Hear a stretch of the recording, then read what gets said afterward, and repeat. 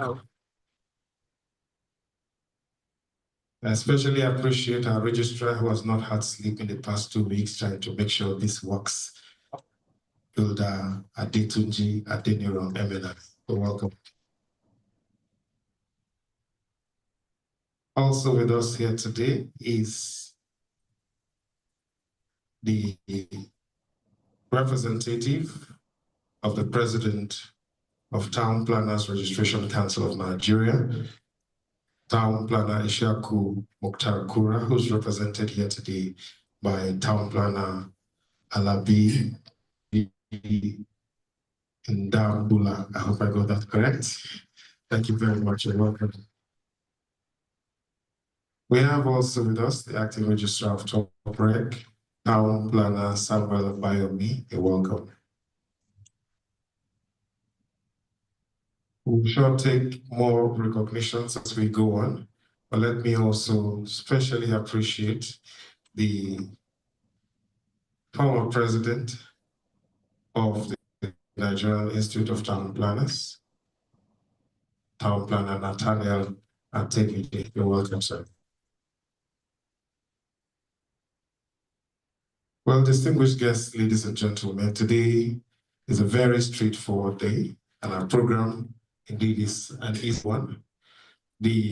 Also with us here is one who rarely gets recognized because most of his job is at the background, but however, is the pillar behind the Housing Development Advocacy Network and Nigeria, so Africa's prime on TV on housing, a lawyer, a real estate mogul, and one who is humble enough to put all of this in his pocket and stay at the background. Barrister Festus Adebayo. Please put your hands together for me. So very quickly, we will want to run through. Also with us here, permit me to welcome the president of the Nigerian Institute of Building, Builder Alderton Ewa. Thank you very much. You're welcome. So I've been told that we will start off with the security drill, and immediately after that, we will go ahead and take the national anthem and commence procedures. But let me invite the Chief Security Officer for the hotel here to come and give us a drill. And I don't like announcing missing items. Please put your hands together for him.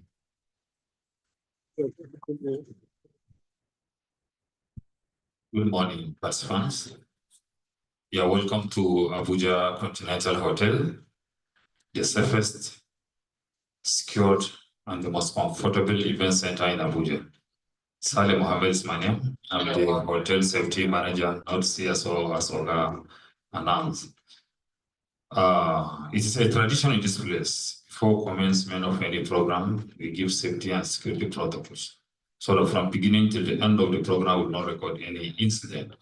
However, before I go further, if there's a need for you to use the convenience, it is very, very easy to locate. You just walk out through any of the doors, just turn to the left. You see one of the meeting halls called OPHB. You see a turn there again, turn to the left again. As you proceed, you are walking towards the convenience. The first two doors you'll meet there are the conveniences. Let me repeat again. As you walk out through this door, turn to the left, you see OPHB, turn to the left again. As you proceed, you see two doors. The first door is for the female convenience, while the second door is for male convenience. Please, you are advised always look before you enter so that you don't find yourself in the wrong destination. Aside that, today is not scheduled for your fire drill. Therefore, should there be a steady ringing of fire alarm bell for 2 to 3 minutes or beyond that, that suggests that something might have gone wrong somewhere, or it's a false alarm.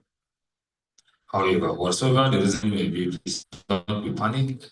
You can't, because we have certified emergency response team members on ground who will ever do the needful should something go contrary to our expectation. And if evacuation becomes necessary, we have 2 assembly points.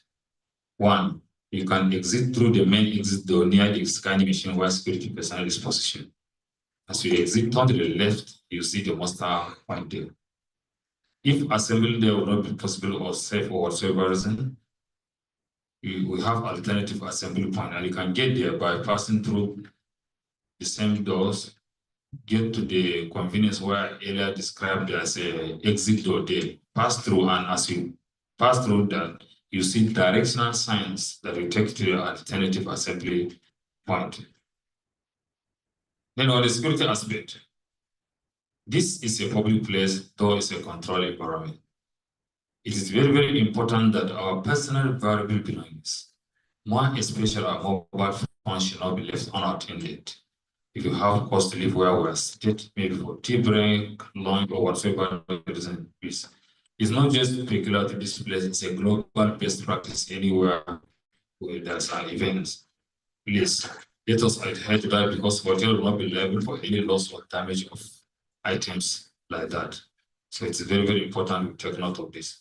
So without wasting your time, on behalf of management, I wish you a successful program. Thank you so much.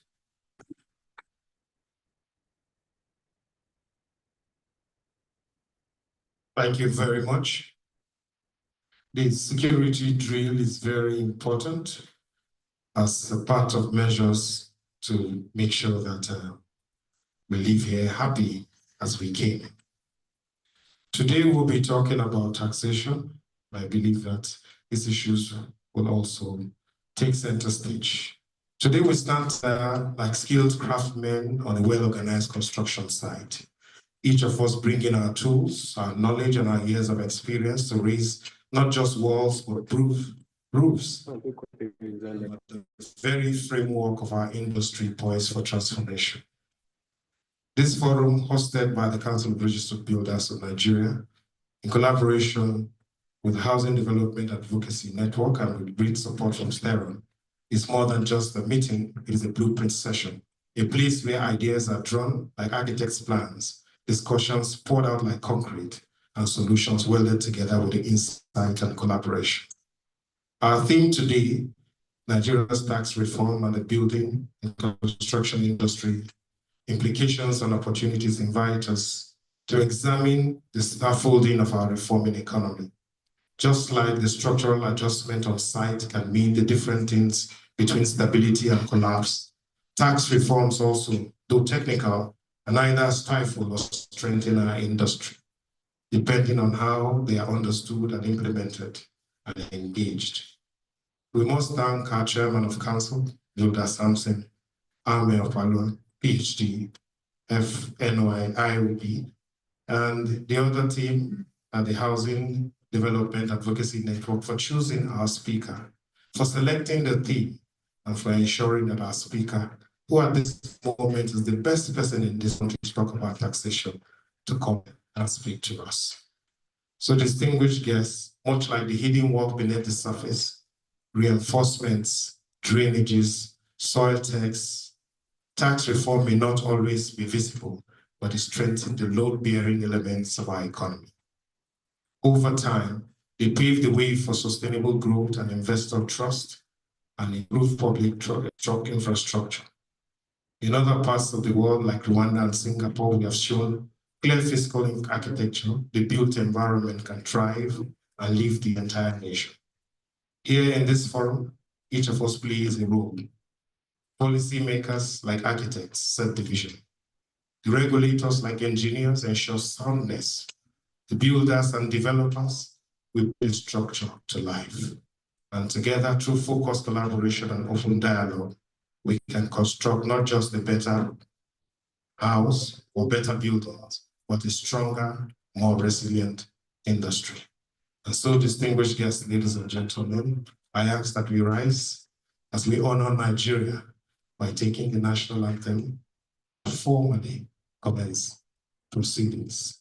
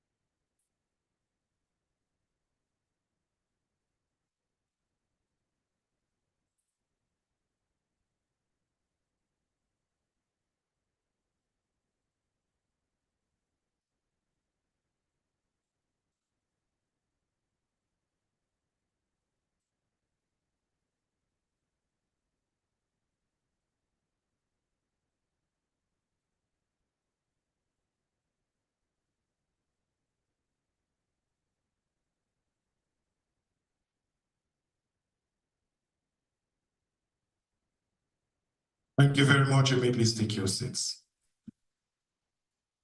The representative of the Honorable Minister of Housing and Urban Development, the keynote speaker and chairman, Presidential Committee on Fiscal Policy and Tax Reforms, the chairman of council and other council members, our registrar, distinguished invited guests, gentlemen of the press, ladies and gentlemen, good morning. So today I want to say, let this day be like the first full day of a vibrant site, where team is aligned, the blueprint is clear, and the goal is shared. So I want to welcome us to the foundation lanes of a new chapter in the Nigerian building and construction industry. I think we should clap for Coburn.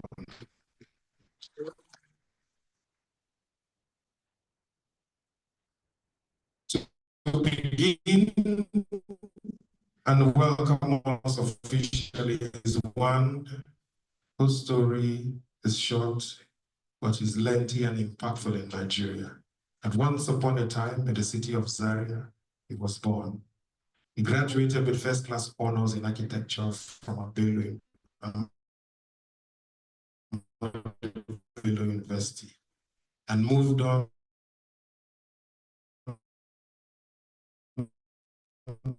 as a project manager delivering landmark. Some have described him as the first Nigerian guest and largest companies in Nigeria, where he became director, worked on travel. Ladies and gentlemen, permit me to welcome Nigeria, public infrastructure, and an engineering landscape.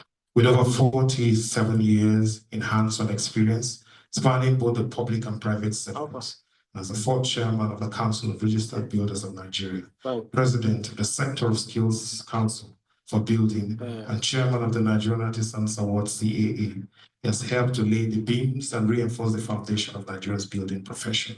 Let's welcome the master builder of systems and standards, engineer Samson Ame Opalua. Please put your hands together.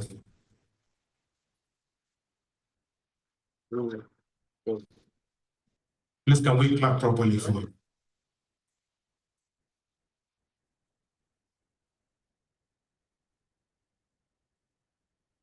Thank you very much, MC. These days, the internet can inspire anyone. Incidentally, I was not born in Zaria. I was born in Ida-Kogi State. And I also did not have a first class in architecture, but I had first class in building. All the other ones, correct.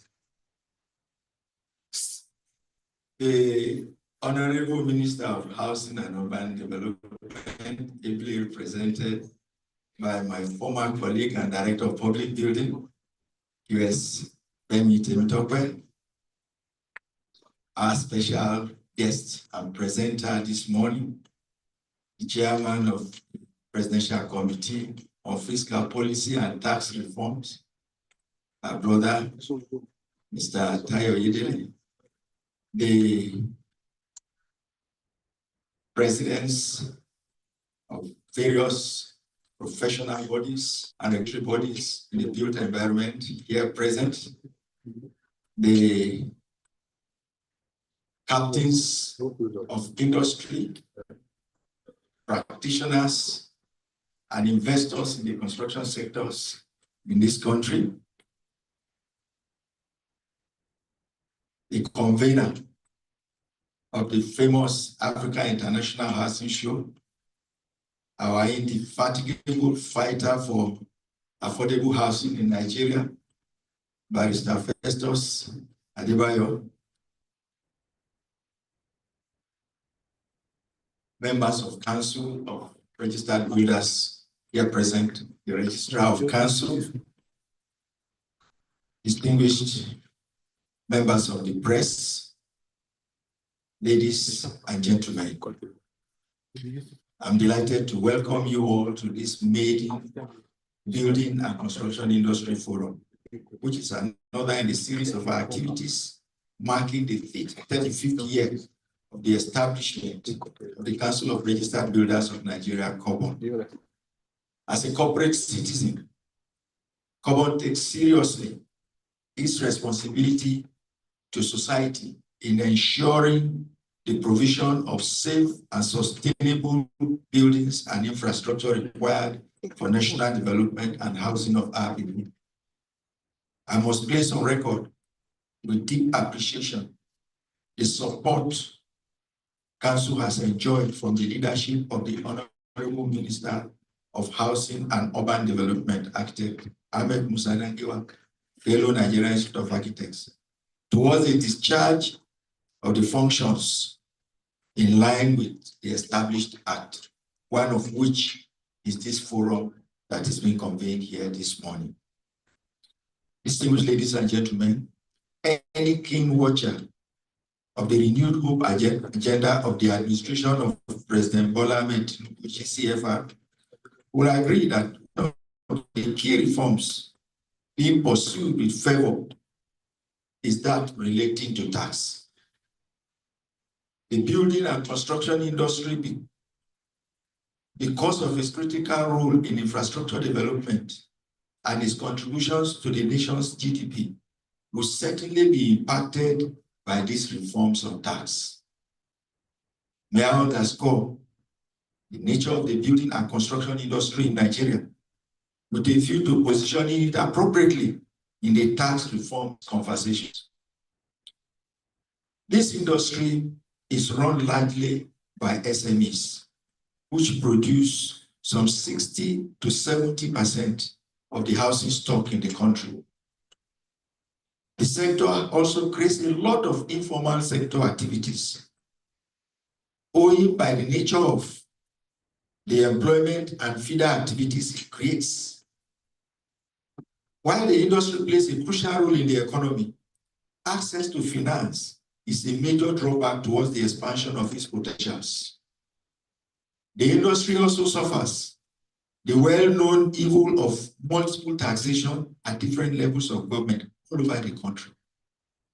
In the light of these highlighted conditions, it is necessary to have a critical conversation around what the tax reforms might do to help the growth of our industry and to support the SMEs in the sector and enable it to further drive employment and meet the infrastructure needs of the nation. On one hand, it is hoped that the reforms will provide more revenue for government at all levels, thus providing more resources for infrastructure development. On the other hand, however, it is important that the industry is not stifled by the burden of taxation, in addition to other challenges associated with doing business. It is against this background that COBON, in conjunction with the Housing Development Advocacy Network, HDAN, have put together this forum to have conversations on this very important issue.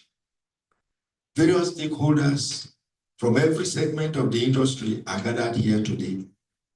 And it is just fitting that Mr. Taiwo Oyedele, the Chairman, Presidential Committee on Fiscal Policy and Tax Reforms, will give the keynote address. He will also have direct engagements with the industry, discussing the challenges and opportunities. We are deeply appreciative to him for sparing the time to be with us here today. Let me conclude by appreciating our sponsors, Steron Construction and Engineering Limited, for helping to make this a reality. Distinguished guests and participants, I implore you to be on the lookout for other activities of Common to mark its 35th anniversary, and particularly the Made International Building Congress, which will hold between December 8th and 11th this year. Once again, it's my honor and privilege to welcome you all to this forum. Thank you.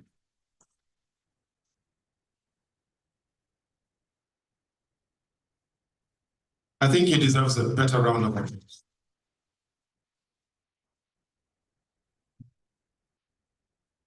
Thank you very much, Mr. Chairman.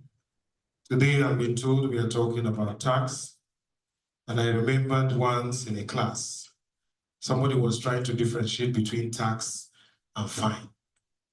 And they said, a tax is a fine for doing fine, but a fine is a tax for doing wrong. So either way, you pay. If you behave well, you pay a fine. If you behave badly, you pay a fine. Let me invite one man who has helped to build and help to really give meaning to housing because of his skill and craft. We'll invite for his address the Honorable Minister of Housing and Urban Development, Ahmed Musa, thank you, FNI, who's ably represented here today by Director of Public Buildings in the Federal Ministry of Housing and Urban Development, KWS Temitope. Please put your hands together for him.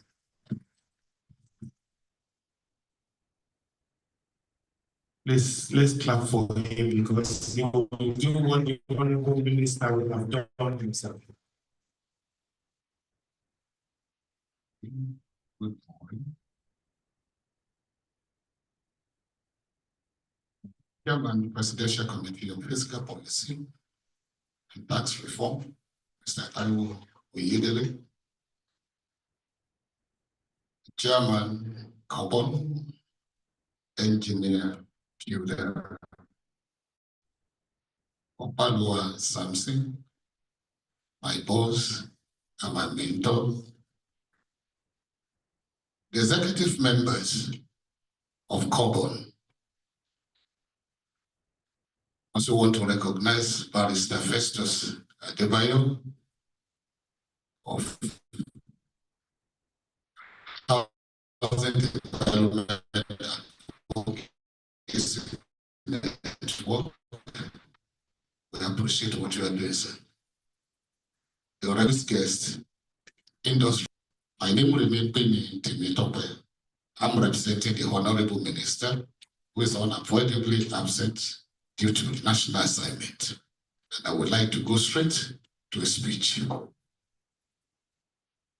I am happy to join you at this inaugural edition of the Building and Construction Industry Forum, organized by the Council of Registered Builders of Nigeria, COBON. Let me begin by commending the organizers of this event for the foresight in choosing a theme that resonates with the bold reforms of His Excellency, President Bola, our economy under the Renew Hope agenda. Nigeria has for a very long time been facing very systemic challenges owing to the way we have structured and administered key aspects of our economy. If we want to make a change and move forward, it is important that we do things differently. This means embracing reforms, opening new vistas of potentials, and taking hard decisions. This is exactly what Mr. President is doing. As you are aware, the federal government has embarked on comprehensive and ambitious tax reform agenda with the recent introduction of the Nigeria Tax Bill 2024. The Tax Reform Bill 2024 is a significant legislative proposal aimed at simplifying, harmonizing, and consolidating Nigerian national tax laws. Born out of public necessity, this bill seeks to address critical issues such as structural overlap, challenges in revenue mobilization, and the decline of small and medium-sized enterprises, which are vital to Nigeria's economy. The building and construction industry, being one of the highest employers of labor and a key contributor to GDP, sits at the heart of this transition. It is therefore important that stakeholders like Carbon engage proactively to understand, prepare for, and leverage the implications and opportunities that are embedded in tax reforms. The Nigeria Tax Bill 2024 introduces a number of provisions with direct impact on our sector. The bill permits the deduction of expenses wholly and exclusively incurred in the production of income, including costs such as rent, wages, construction materials, and employee benefits. This offers a whole relief to construction firms and contractors who maintain efficient cost documentation and tax planning. Gains from the proposal of land and buildings now fall within the tax net. Many builders and developers must now incorporate capital gains taxation into project planning and plan and prices structures. Meanwhile, construction materials and services will remain within the scope of value-added tax, and contracts may attract stamp duties or revenue for builders to adopt sound compliance and invoicing system. There is also a notable provision for economic development tax incentives. The bill outlines tax credits and exceptions for sectors deemed critical to national development. Given the labor-intensive and value chain impact of construction, our industry stands to benefit provided we meet eligibility conditions.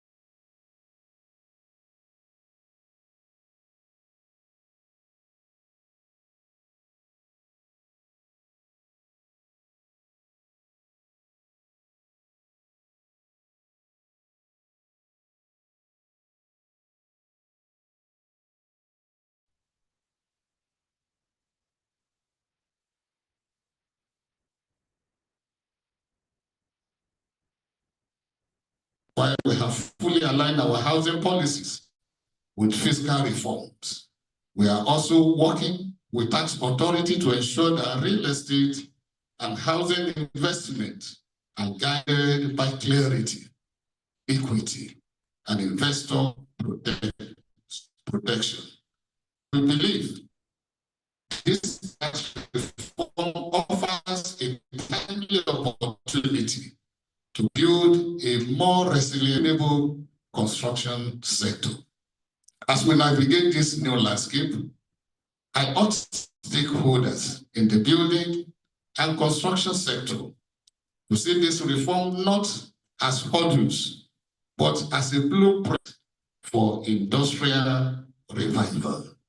I also encourage COBA to continue to champion advocacy, training, and compliance awareness to ensure that our sector remains a key driver of national development.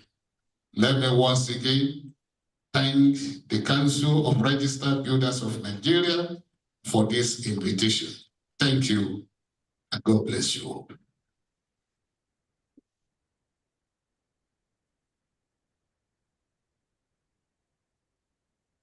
Thank you very much. Another round of applause for His Excellency, the Honorable Minister. We appreciate you. I understand that there are many activities and events happening around the state today, but we must appreciate the Minister for sending one who believes in us, who has worked with us over the years, and he understands that he will spend the whole day, even if it's do dinner, he will be with us here. Please clap for him. Thank you so much.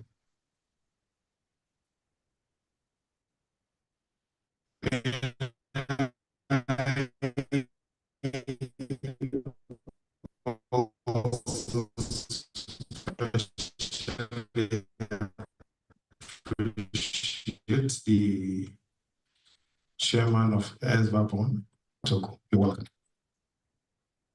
Let me also especially appreciate the managing director and CEO of Urban Shelter, Haja Sadia Aminu. You're welcome. We especially appreciate also the Director General of FOCI is here with us, Mr. Fidelis Imoisili. The Managing Director, Abuja Property Development Company Limited, Mr. Akim A. Adiroba, FCI. You're welcome. But it's a long list that we try, and construction. Somebody had bought a house from a lawyer, a teacher, a house separately, and the teacher agreed and paid for the well. But 2 days later, the lawyer came and told the teacher that I only sold the well to you, but I did not sell the water inside the well. Then the teacher said, I've also been looking for you. I wanted you to come and remove your water so that I can put my own inside. If not, from now going forward, your water will be paying rent inside my well. Building. Well, distinguished guests, ladies and gentlemen. Now, this is something I do, and sometimes it can be tricky. Just before you bring a keynote speaker, you try to tell them that you bring another person. So this is what I will say. Before I bring the keynote speaker, I want to bring a speaker of international repute, who's also an accountant. But let me bring him, a man linked in many quarters to the Experience Project, to be an experienced project manager, handed the blueprints of a national high-rise. His mandate is broad and ambitious. What is it? To reconstruct Nigeria's fiscal architecture, reinforce revenue channels, and lay the structural beams for the long-term economic growth and governance stability. His academic journey spans prestigious institutions, including the London School of Economics, Yale University, and the Harvard Kennedy School. He was also a lecturer at the Lagos Business School and associate prof at Babcock University, passing down blueprints to the next generation of policy professionals. He's a fellow of the Nigerian Leadership Initiative and a member of both the Global Tax Forum and the former Global Governing Council of the ACCA. He spent over 2 decades at PricewaterhouseCoopers, PwC, rising through the ranks to become a fiscal policy partner and African tax leader. For more than 10 years, he stood at the leadership scaffolding, guiding teams through the complex tax terrains, strategic policy renovations, and continental scale fiscal developments. with dual foundation in accounting and economics. His expertise is a well-balanced ledger of numbers and narratives. His influence extends across critical beams of national development, from serving as the thematic lead for the Fiscal Policy and Planning Commission to chairing the West Africa Debt Management Roundtable under the Nigeria Economic Summit Group. He has led the Taxation and Fiscal Policy Faculty Board of the Institute of Chartered Accountants of Nigeria and served on the Nigerian Taxation Standards Board of CITN and contributed to the Ministerial Committee on Nigeria's National Tax Policy, each role a vital bolt in the broader policy framework. He is an author, a mentor, a keynote speaker in every sense of the word. He is a chief fiscal builder whose life work is dedicated to strengthening the being of Nigeria's economy, leveling the fiscal playing field, and constructing policies that uplift, empower, and endure. He today stands as a chairman, and I asked the question. I just got a message when I said I was going to bring someone else, but our chairman of council had warned me that in this whole house, there is nobody who fits this description than the chairman of the Presidential Committee on Fiscal Policy and Tax Reform. Is our keynote speaker for today. So, ladies and gentlemen, let's welcome Mr. Tyler, the master builder of fiscal foundations. Please put your hands together for me.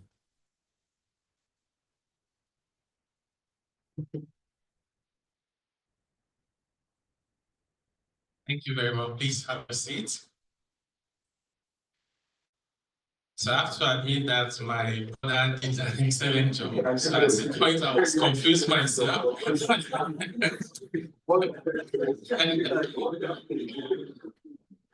Good morning, everyone. The Honorable Minister, represented by my dear brother,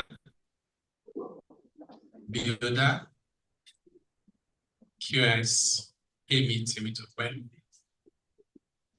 the Chairman of Council, other council members, the registrar.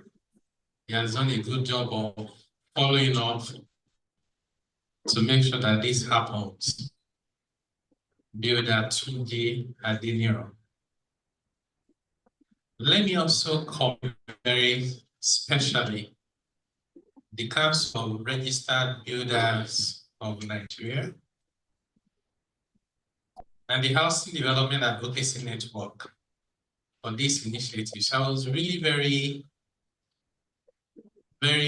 impressed as you are paying so much attention to an issue around tax reform.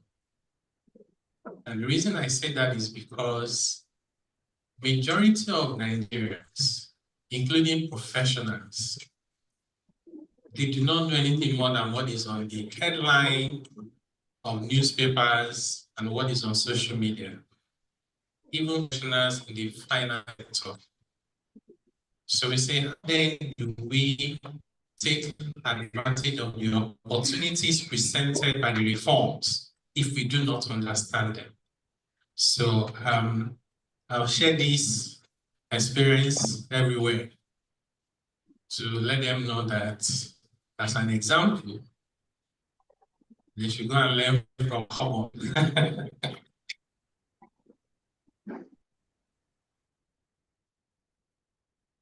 So generally in life, as human beings, we are influenced mostly by three things in terms of what we do, what we don't do, our behavior, things to encourage and things to discourage. First one is our faith. So we do things, we say we believe in God, and God says we should do this and we should not do that. The second one is denial of freedom. People avoid doing things that will take their freedom away from them because we cherish our freedom. Nobody wants to go to jail, for example.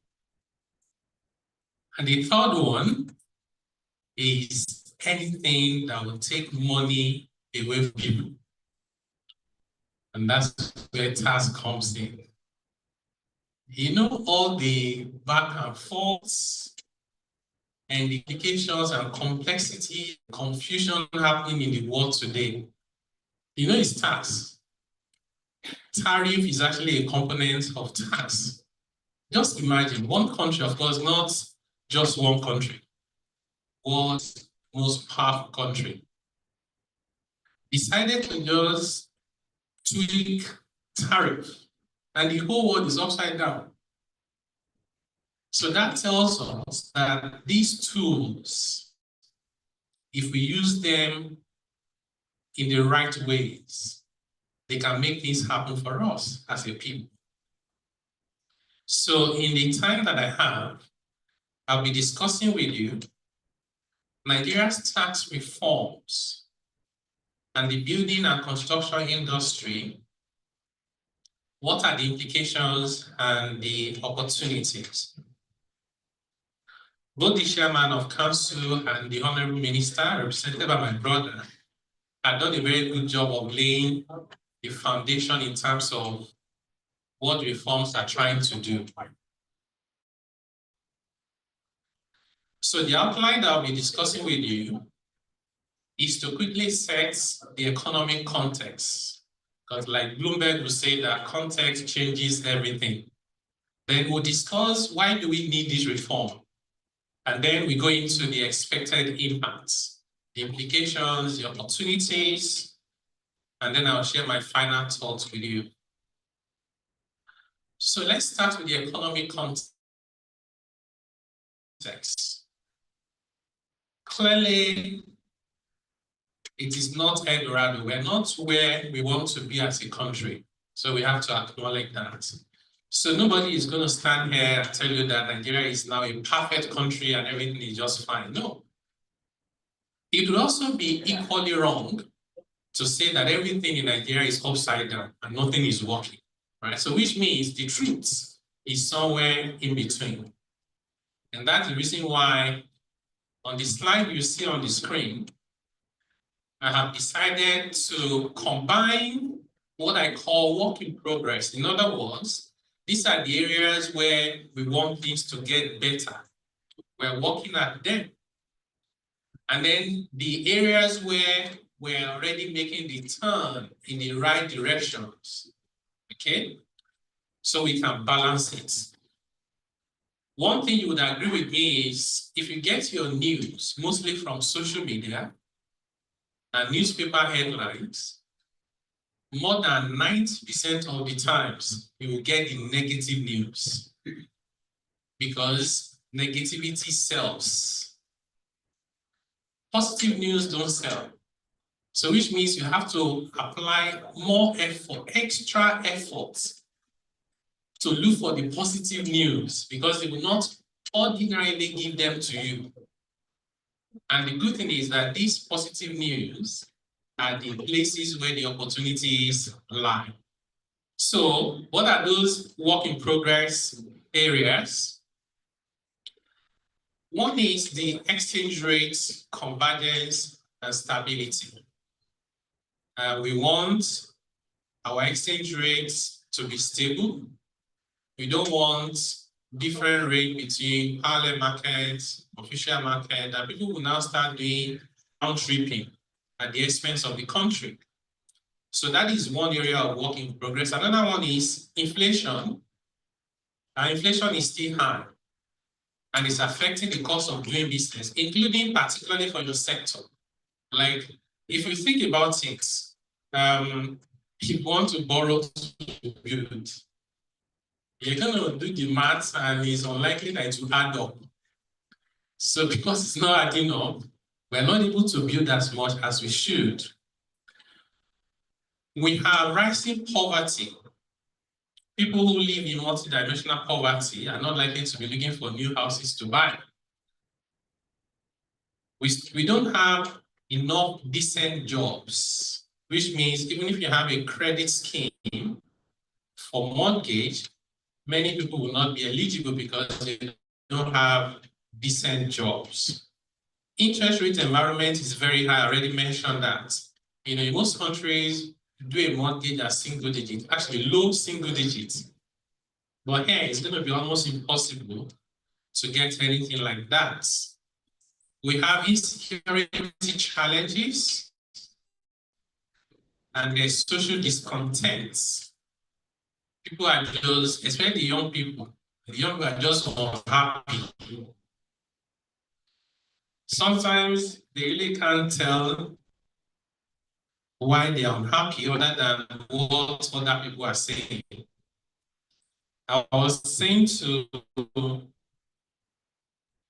some young people that I mentor recently, some of them are in school, they are struggling to find school fees.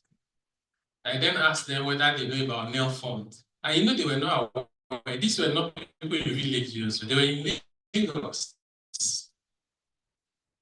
They were not aware of nail funds. And they can't afford school fees. They have no school fees to pay, let alone the stipend to buy food to eat. And there's some people in the north that already got the money already. So I said to them, this is where the problem is. You must pay attention to pieces of government that will benefit you so you can take maximum advantage. Don't say, oh, it's a line. You know what? You try first. What do you have to lose by trying? Just apply. And there's no fee for applying. So we also need to get more policy coordination of government and public communication. So these areas are the areas of progress. The areas where we are beginning to see positive indicators include our trade surplus and balance of payment. This is huge. Although it's not physical, you can't see it, but this is so fundamental to the health of the economy. It's like saying that somebody was, having a heart attack and now they recovered, right? So we have trade surplus for the past 4 quarters, and our balance of payments is positive in billions of dollars, which means we export to the rest of the world more than we import from them, including other payments for interest and income that we earn from abroad. Just put everything together and we are in a positive position now. Inflation sometimes in Nigeria is impacted by imported inflation because we import a lot of things.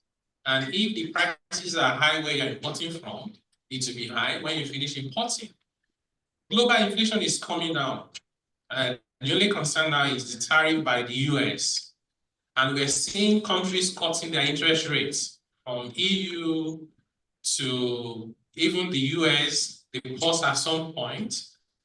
South Africa here, even Ghana cut their interest rates. So we're seeing cut in interest rates. And we hope that that will happen in Nigeria as soon as possible, so interest rate can start coming down for businesses to grow. Budget deficit is declining, and government is spending more on infrastructure. We have one WhatsApp group. We have a lot of elites in that WhatsApp group. And someone was saying there that as soon as they heard that the government was going to do Lagos-Calabar coastal highway, while many people were complaining and abusing government, this guy just positioned himself and bought land near the coastal road. Do you know, like about 2 weeks ago when he was sharing this experience on our WhatsApp group, the value has gone up by 10 times.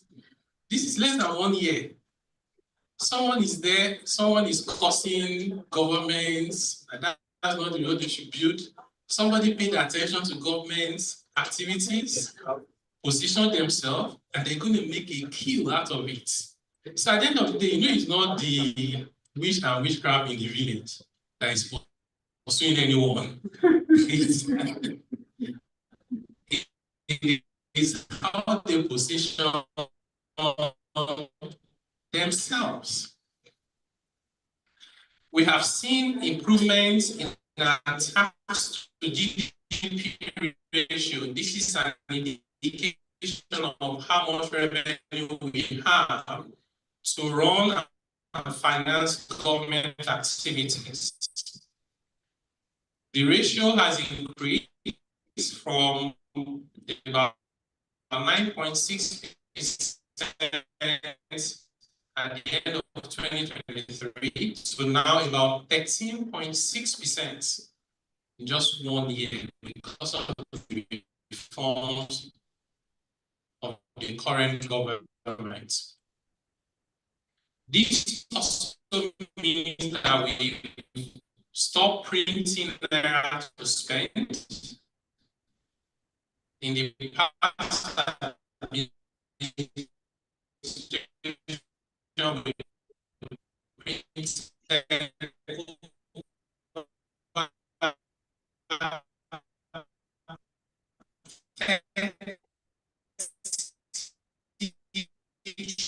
trillion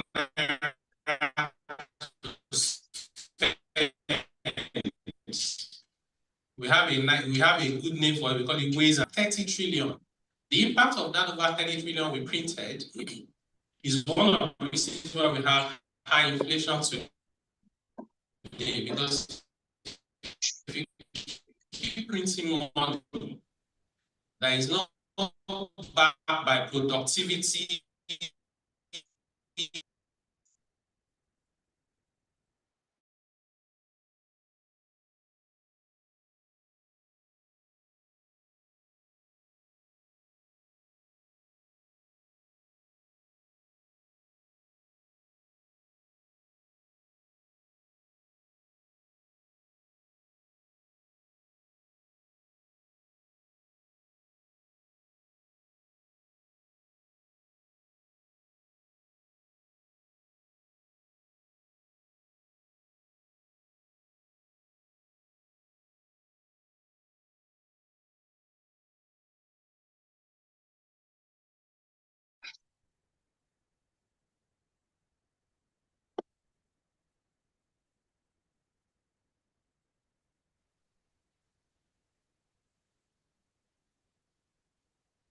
something that we should pay attention to.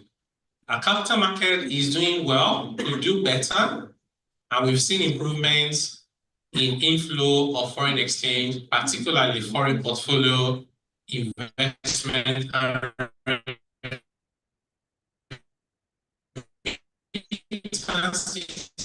from our citizens outside Nigeria.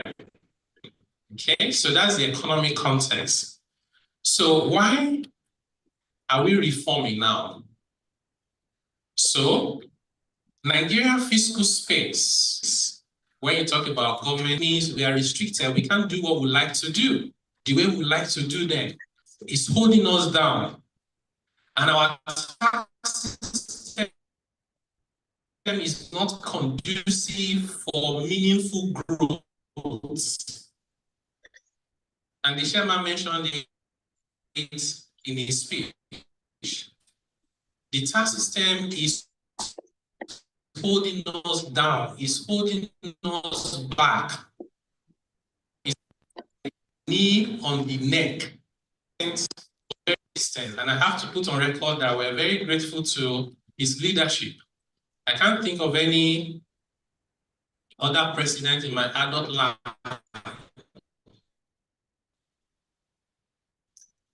that have taken the level of political risk he was taking for these reforms. Even when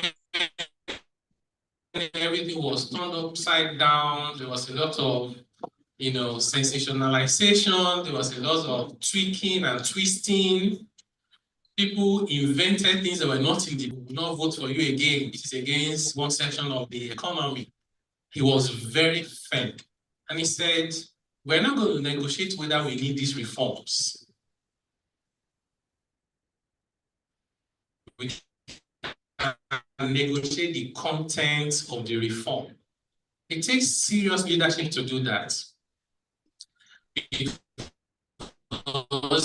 not doing this reform is to allow the nail to continue to be on our neck, and then we just magically hope that we'll start breathing well. It's not reconciling. So this is very, very fundamental.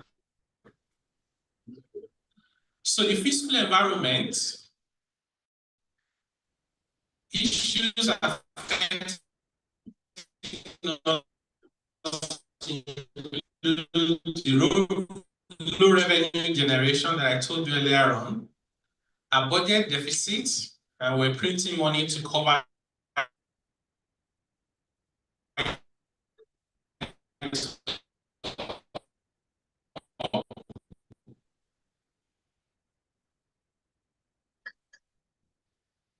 we over-rely. So if anything happens to oil prices, financial management,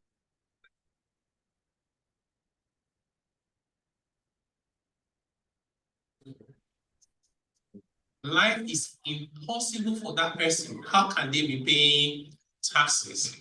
But we're very diligent in collecting those taxes. We collect it from source. We call it PAYE. So the person has no say in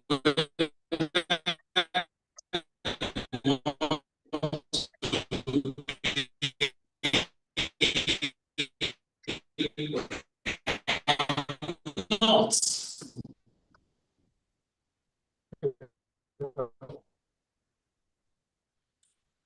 Then we tax their basic consumption when they are buying food. They want to pay rent or accommodation, transportation, everything and everywhere they turn. And we allow our richest citizens, the high net worth individuals, the elite, to get away with not paying taxes or paying very little. We tax our smallest companies, even micro businesses, are to pay heavy taxes. So this inequity is not something that we should be proud of, and therefore we need to fix it. We have a tax system that was distortionary. So if you have access to government and the power that be, you get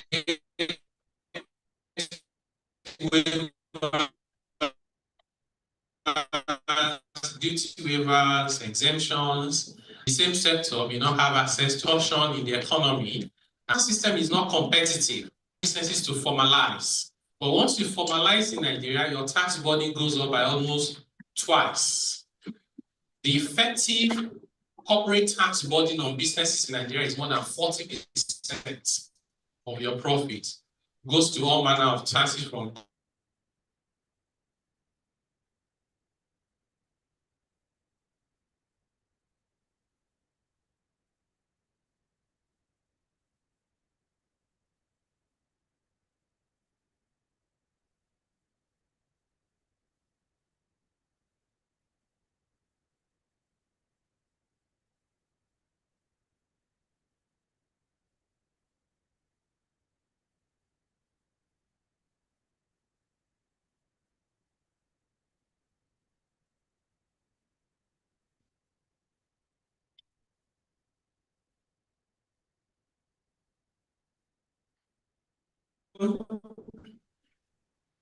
was not at par with modern reality.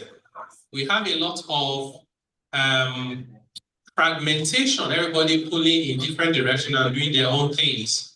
And the cost of compliance was very high, as well as the cost of administration. So you will see from just this slide alone, why Mr. President said, I'm not debating whether we must reform the tax system. We have to.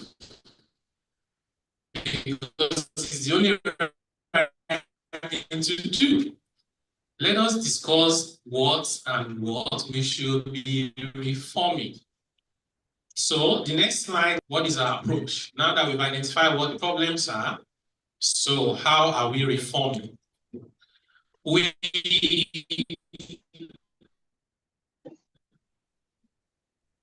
were given very clear mandate by Mr. President. And those are the things I've tried to summarize on the headline there. The reforms are people-centered. The reforms are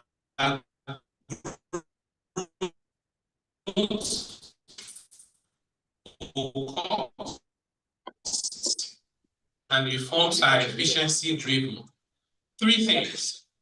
in our committee was made up of a number of eminent Nigerians from all walks of life.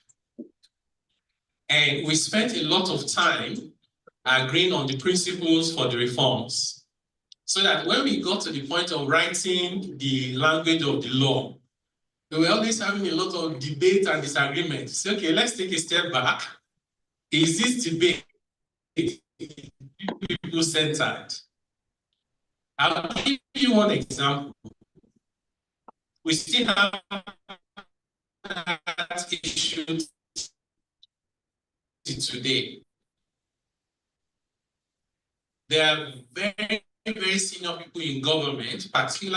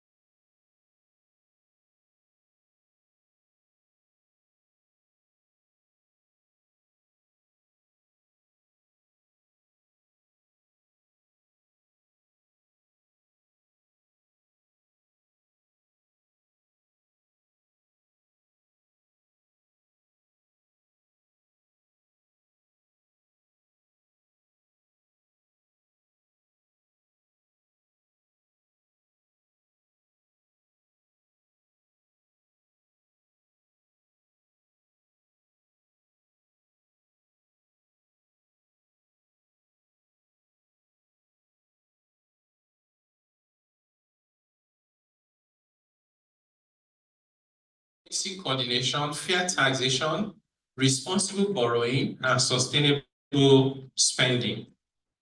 What do we expect on the next slide? We expect that for businesses, there will be reduced risk because the tax system was adding to business risk for many businesses. Their tax burdens will be reduced, and the regime under which they do the operation will be competitive, both within the African continent and the rest of the world. We want Nigerian businesses to launch out from here. and become global companies, multinationals. Let the headquarters be in Nigeria with operations around the world. It should not be the other way around. For households and individuals, a lot of economic reliefs from wage award, transport subsidy, to tax waiver on food items, zero rated for education, for healthcare, exemption for transportation, exemption for rent, exemption for accommodation, and so on and so forth. And a lot of opportunities would also be presented. Like I was saying to the young people about Nelfon, in these tax reforms, there's one very important area that will benefit mostly the young people. We realize that Nigerians are not very attractive to multinationals who are looking for people to work for them remotely, despite being very smart, and we speak good English, and we're good with technology. So when we did all the analysis, we realized that a major impediment was the tax law. We have a provision in our tax law that says, if a multinational company, just think of anyone, whether it's Google or NVIDIA or Amazon, if they employ Nigerians in Nigeria to work for them, not only would the Nigerian pay tax, the company that employed them must come and pay tax in Nigeria. So those companies will now ask themselves, what's so special about these Nigerians? If I can employ Kenyans, I can employ Indians, Filipinos, and I won't have to worry about going there as a company to pay tax. Why should I insist on employing Nigerians? Philippines makes about $35 billion from what I just told you. The global leader is India, around $200 billion a year. Nigeria can't even boast of $1 billion. And our English, our English is better than the Indians. And our time zone is like the center of the world, So we said, okay, why it was not God that gave us these task laws. We wrote it ourselves and it's not working. Can we not just amend it? Imagine 1 million Nigerians, young people, getting job within the international business process globally, earning $1,000, $2,000 per month. That is between $1 to $2 billion every month flowing into Nigeria. It will not only help you strengthen the Naira, it will provide income to those people. And you know how it works in Nigeria. One person that is working, earning about $1,000, $2,000 a month, has about 5 to 10 people they are taking care of. So that is in the bill. So also for the young people, you need to position yourself to be ready for when that opportunity start coming in as soon as the law has been signed. For governments, we expect there will be economic growth. There will be more revenue to finance government activities, and there will be fiscal sustainability for our country.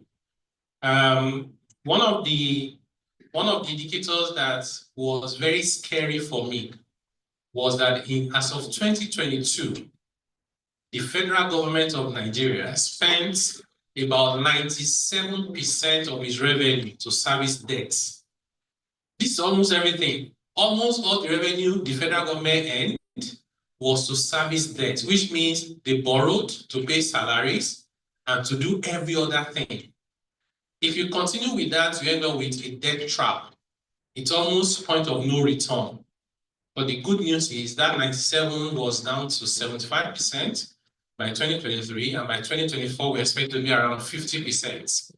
The plan is to bring it down to below 30%. So this is also one of the areas of improvement. So let me close by discussing some more specific areas affecting the building and construction industry in terms of the implications and the opportunities. One is VAT exemption.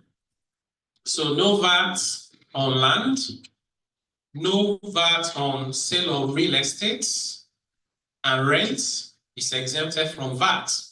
Some of these were areas of controversies in the past. What we've done in the reform bills is to make them very clear so there's no debate. Because sometimes even when you are right and it's not clear, you may spend 10 years in court trying to find out. So those problems will be behind us. Stamp duties. There's exemption on stamp duties for rents that is below 10 million naira a month. So if you're paying rent, which is what many people would do because they don't own a house, you won't have to pay stamp duties unless you're a rich person who is paying a lot. It's not like we are punishing rich people, it's just that they have better ability to pay. Then capital gains tax is exempted on the sale of your dwelling house. So if you have a dwelling house that you're selling, sometimes when you sell a dwelling house, it's not a good thing. It might be because of circumstances. So we don't want you to be paying capital gains tax. Withholding tax on construction, maximum of 2%. So which means the rate is very, very significantly reduced. Although this will not apply to some of the services. You know, there's a lot of services in your sector as well. Some of those sector services are considered to be professional services and they will attract a higher rate. There's priority incentive.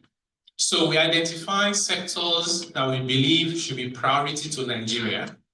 And then we've introduced some incentives for those sectors to grow in a very meaningful way. And one of the sectors included is building materials. So this priority sector incentive is biased towards manufacturing, not so much services. Again, because as a country, we need to prioritize producing things more than anything else. So we have that. And then the land reform. So this aspect of our reform is still ongoing. So we're discussing with the subnational, you know, they're the ones that own the lands. We're discussing with them on how to ensure that we have proper land reform to enable activities in the build sector. Why is it so complicated to get title to land, do land transaction? You know, so if you go and buy land in Lagos, for example, you start praying to God that they've not sold it to 5 people at the same time. You know, those things constrain our ability to grow. So we believe as we're able to open up the space and do land reform, there will be more activities in the building and construction sector. And by extension, it will positively impact on the whole economy. So I'll close by saying that we all agree that Nigeria is not where we would like it to be yet. And we know that Nigeria can get to that point we all be proud of in our lifetime. But the way to make it happen is to play our own part. I would encourage you to seek more understanding of the reforms. Don't rely on social media and headlines from newspapers. Try and get something yourself. One of the ways to do that is to follow the information we share on the committee's accounts. You see it on social media. There's a dedicated website where you see a lot of information. We have a YouTube account. So anything you get from that source is credible. And we're not going to be lying to you because there's no need to lie about anything. The number 2 thing you should do is to try and do an impact assessment and say, how will this affect me? It will affect you as an individual, whether you work in this sector or not. It's also an impact on you as a sector, on your industry, whether you work for a company or you own the business. Analyze the impact. And then the last one is to position for the opportunities. Understand, assessment, and then positioning. Very, very important. Like Abraham Lincoln said, the best way to predict the future is to create it. Thank you very much.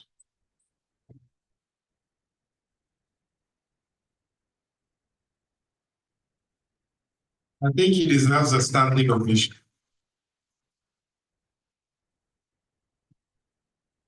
Let's clap for him, please. Let's clap for him.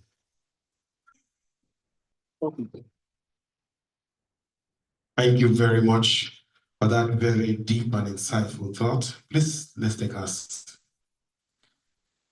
For me, the knack of today's lecture is not only the fact that it covers everything, but is that our guest speaker has been able to bring it to the very simplest form.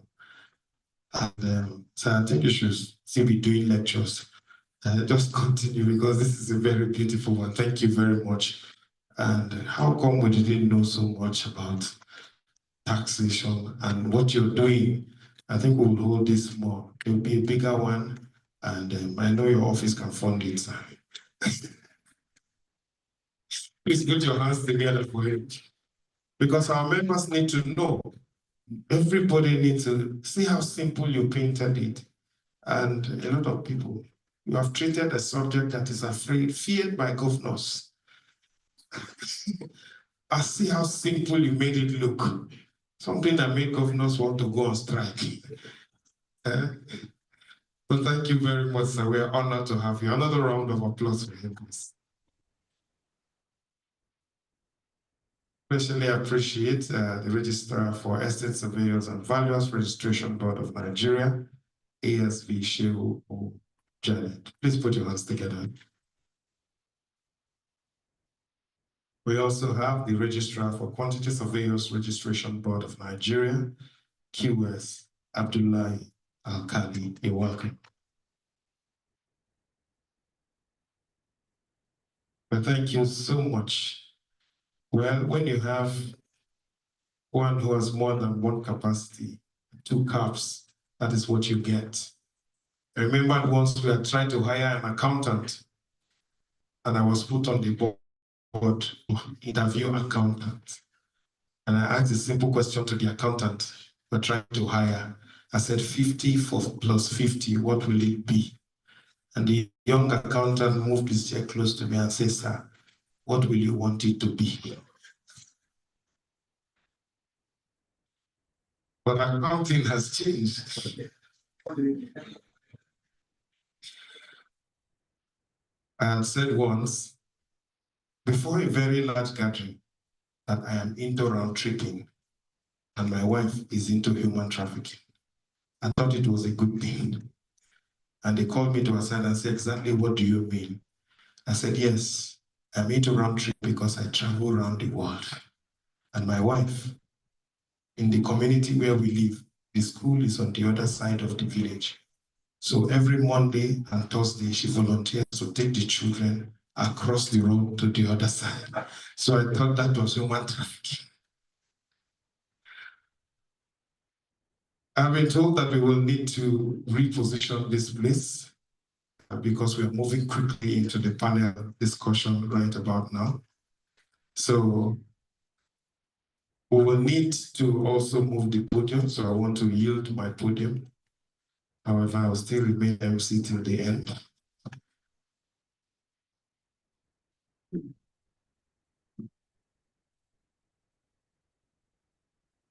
So the first on our panel today will be, of course, one who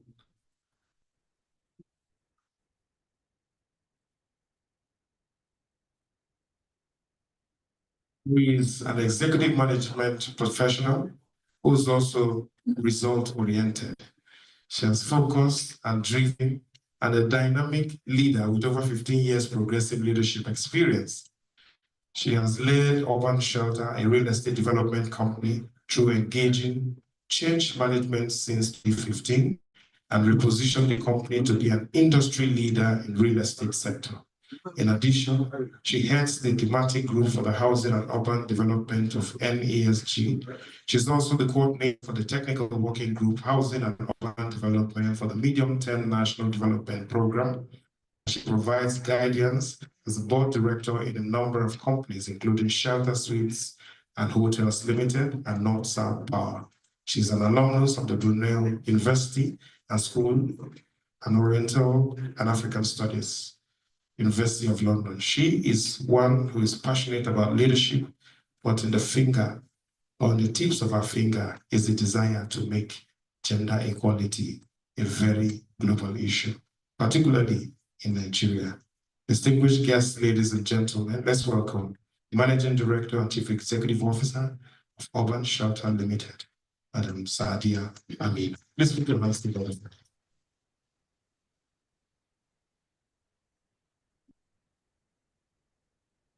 Next, I also want to bring one who is very very distinguished in his own career. An MBA from Bayes University and a Facility Management Professional Certification from the International Facility Management Association, ISTIM. He had a brief stint as a lecturer in Building Department of Nuhu Bamale Polytechnic Zaria before joining services Istwal Abuja Investment Property Development Company. But he had gone on to join the Abuja Property Development Company of Pony Corporation and served head of Real Estate and Construction Project Department and rose to become the Managing Director and CEO APDC 2020. He successfully retired, but is not tired. He's currently serving as MD CEO of the Westlake Infrastructure and Property Development Company. He's a fellow of the Nigerian Institute of Building and a past president of the Abuja chapter of the International Facility Management Association. May I especially invite Builder Lawa Liu Magaji, FNIOB, FNP. Please put your hands together.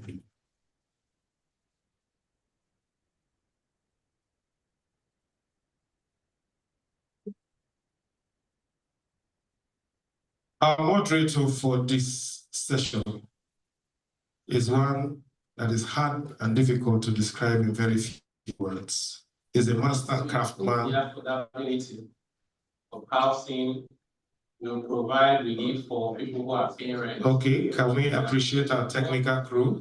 It's going to do is to remove a lot of the tax burden. That's an interview happening outside, but the lapel is still on him. Can somebody just tell him to turn off the lapel? Mike. All right. I'm sure they have done that. Let's clap for our technical crew, please. That happens also in building.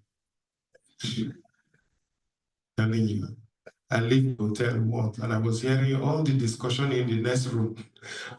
So who can build this kind of thing? I couldn't talk because I don't know whether they are also hearing my own. But distinguished guests, ladies and gentlemen, our moderator is a master craftsman in the architecture of professionalism. Is a name laid deep in the bedrock of Nigeria's built environment. A fellow of the Nigerian Institute of Building and a licensed builder. Is not merely a participant in the industry, he's also one of his load-bearing pillars, forged through decades of hands-on experience, technical mastery, and strategic foresight.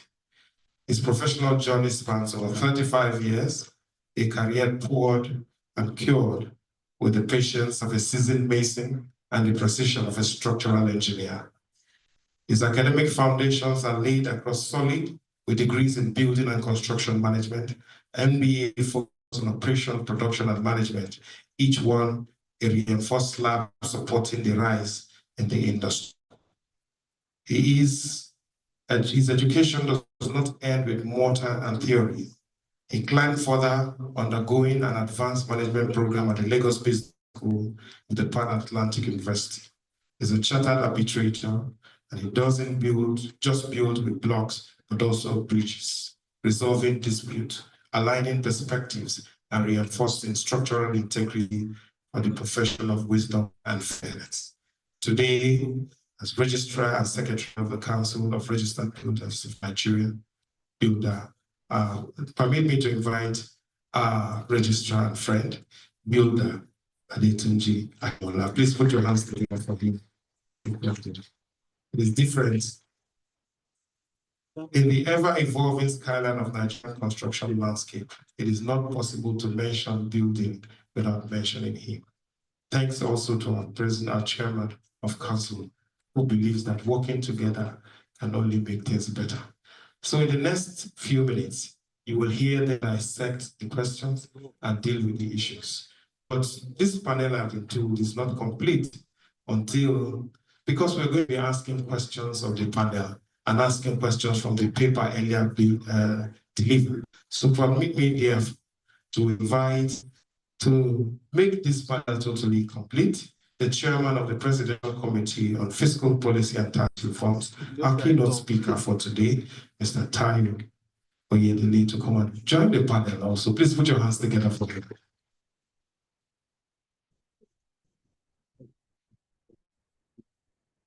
So this panel is indeed a skyscraper, complete in every form. The woman in the middle is what the worry people will call a bewitcher. Please put your hands together for her. So I'll hand over to our moderator who will do his opening speech and maybe continue and lead us through what will happen. Another round of applause for them. Thank you, MC. I think it is that round.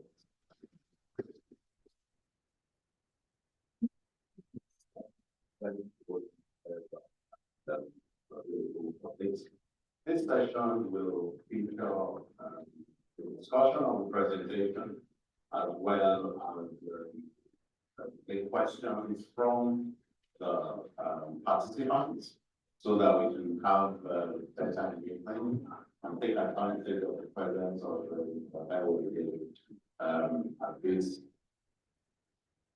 at this forum.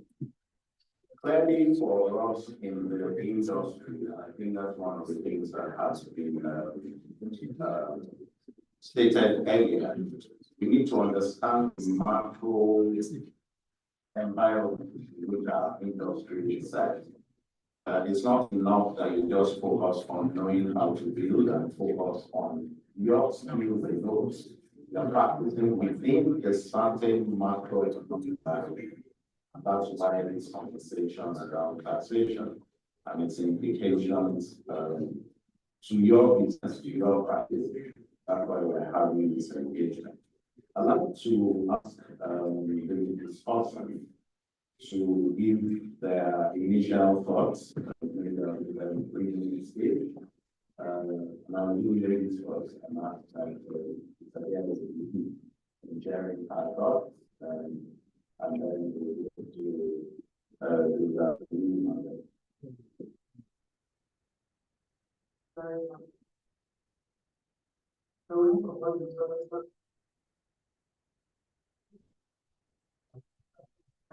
introduction. I appreciate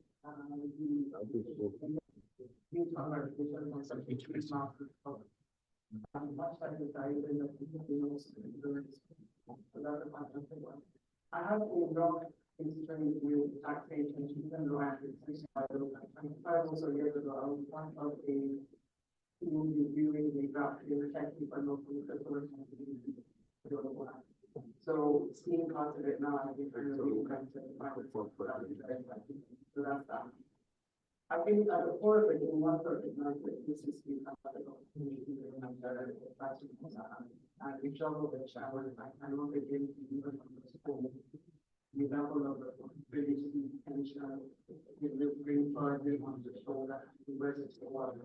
I've heard like yes, that you break it down to you because other organizations don't know the things of because we find it like but taxation is not some of the much more than the taxation reform, I think that's our issue, creating revenue from the capture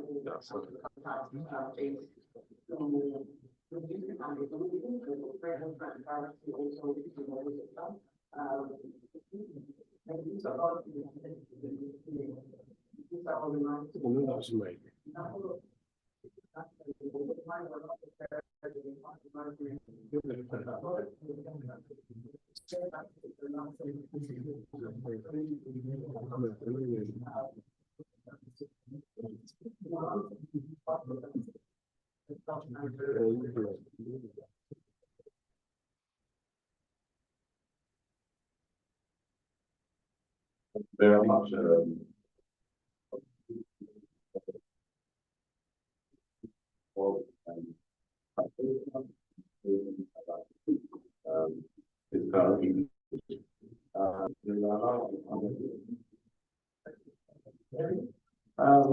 this morning,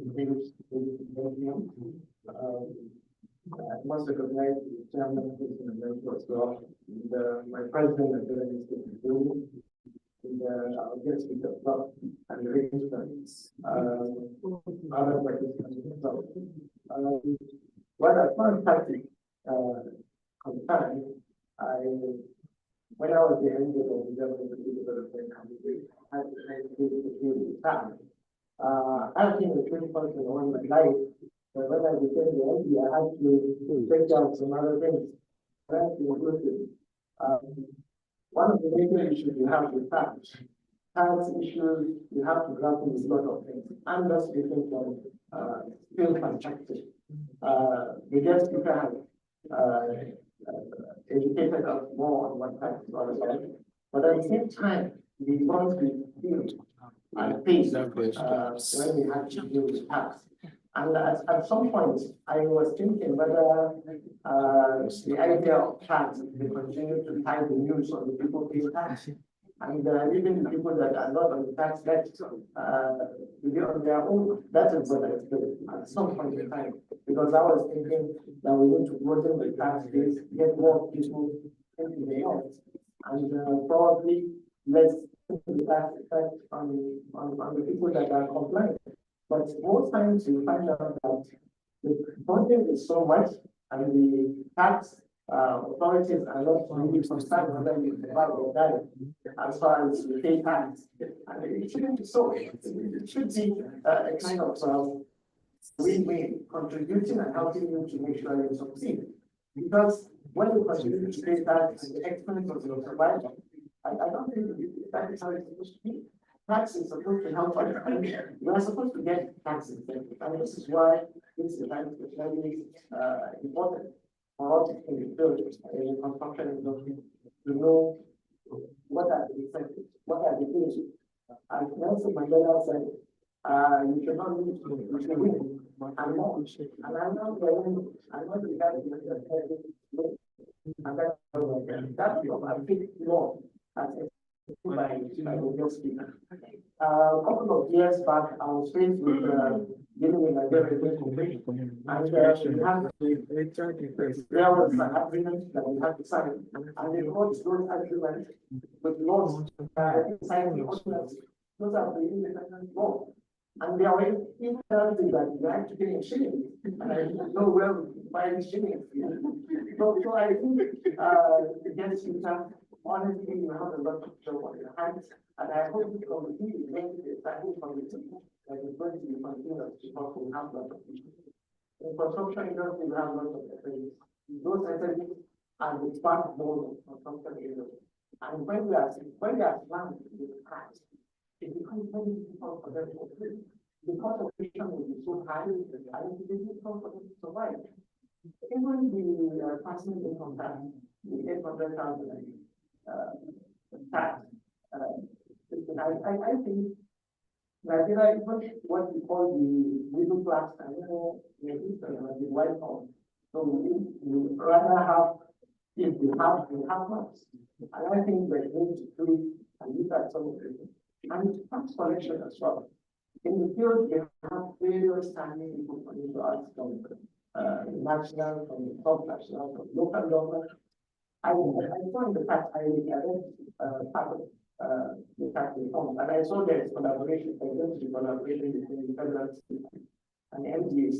This collaboration is better we centralize and pay this tax to one agency, and then this agency will take care of sharing the tax with some other agencies as well. Because when you have people visiting you all the time, it's triple your business and it becomes very difficult. Thank you. Thank you very much for those opening remarks. I just ask Mr. Taiwo to speak to the tools we have needed to introduce relating to the operationalization of the task. They talk about the people who will do the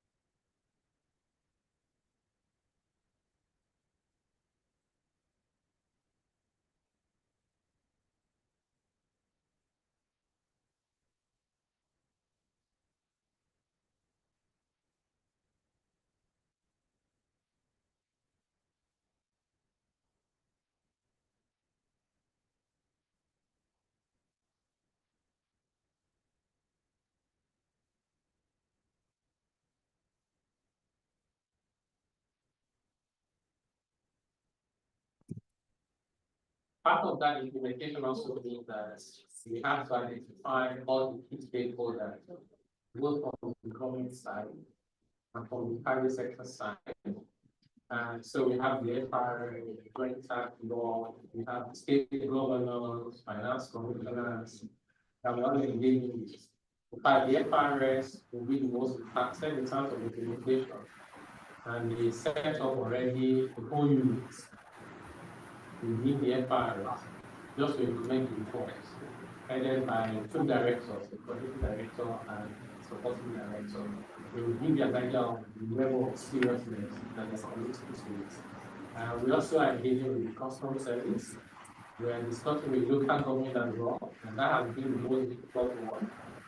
Because some of the multiple taxes are sometimes collected by non-state actors that put a lot of burden on this thing. We have at that local government level.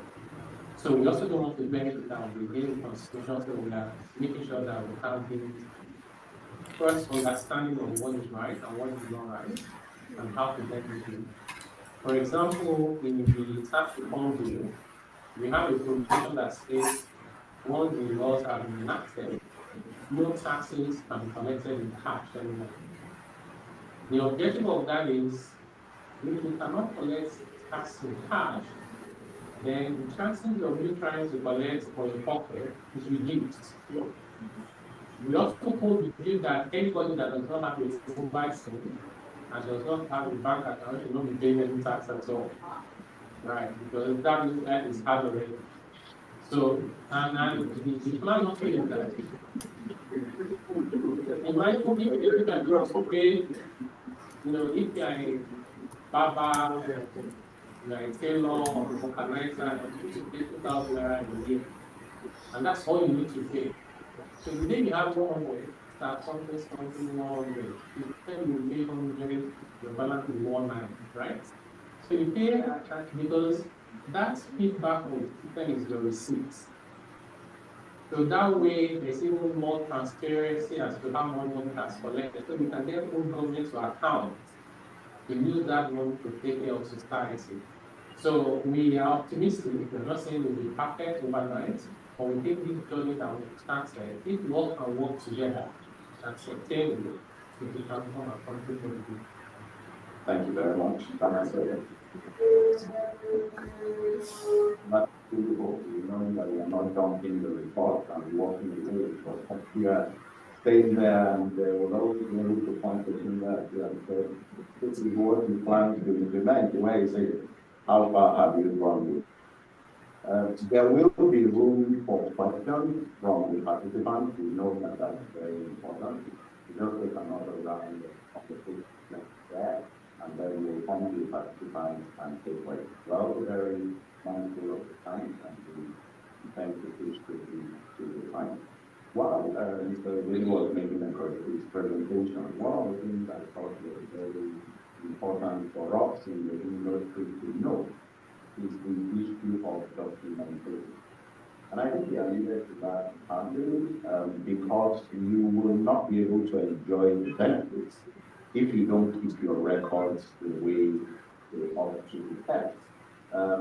Perhaps this time I will start with him to probably shed a bit more light on this before I then go to the industry practitioners to ask what challenges you think would exist, especially with documentation, to be able to take advantage of the benefits that the tax reform holds for us. So, in terms of documentation, there are standard forms, are there going to be designed things that will make the process predictable, if you like, in terms of what's expected from the documentation?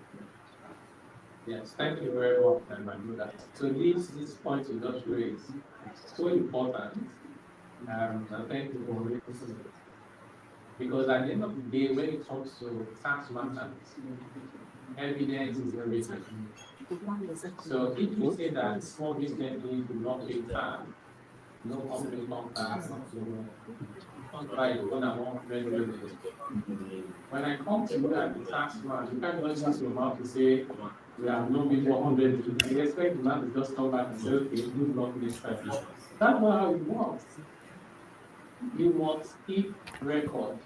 And we're not saying you must go and hire accountants who do legal statements of this and that. That's not the kind of confusion we're talking about. It requires some discipline. What I would encourage everybody in the room, particularly the one with small business, is to try and be using your banking system for all payments. You know, for more than 20 years, even though I was not running a small business, my drivers know if you drive to a first station, the first question you ask is you get receipts. Because I'm not buying fuel without receipts. It's either you have receipt to give, or we can use POS, so that once you use POS to pay, you print out the evidence. And you have to quickly snap it on your phone because it will become blank after a while. Right. If you develop that habit of making payments on your phone, using your bank card, the day you need to provide evidence and you can't find, you just need the bank statements. Because the bank statement will capture all of that. You can find an intern, NYSC, accounting, graduate, they'll help you put it together. It becomes your evidence. When people supply you anything, ask them to give you receipts. You go to the shop to buy, you buy your phone. Some people buy your phone. Phone is not a small investment. You buy your phone, you do not collect the receipts. Collect it and keep. So documentation is critical. The implication is that if you don't have documentation, number one, you lose the benefit of all the exemptions and incentives. And then the tax man is given the power to do what we call presumptive tax, which means the man will say, now that we don't know what we are doing, we believe that this is what we have been doing. I know their belief is always not in your favor. So please, if you forget everything we have said today, remember this thing about documentation is so important. So thank you once again for reminding us about thank you. Start with the magazine in terms of practice and experience in the industry, especially with the participants. What are some of the challenges doing what that, especially for the construction, for building and construction sector? What are some of the challenges you have experienced and thoughts around how to deal with that? Thank you very much. In my office, as far as the information is concerned, it's one of the key issues. We had to have the services of the tax consultant.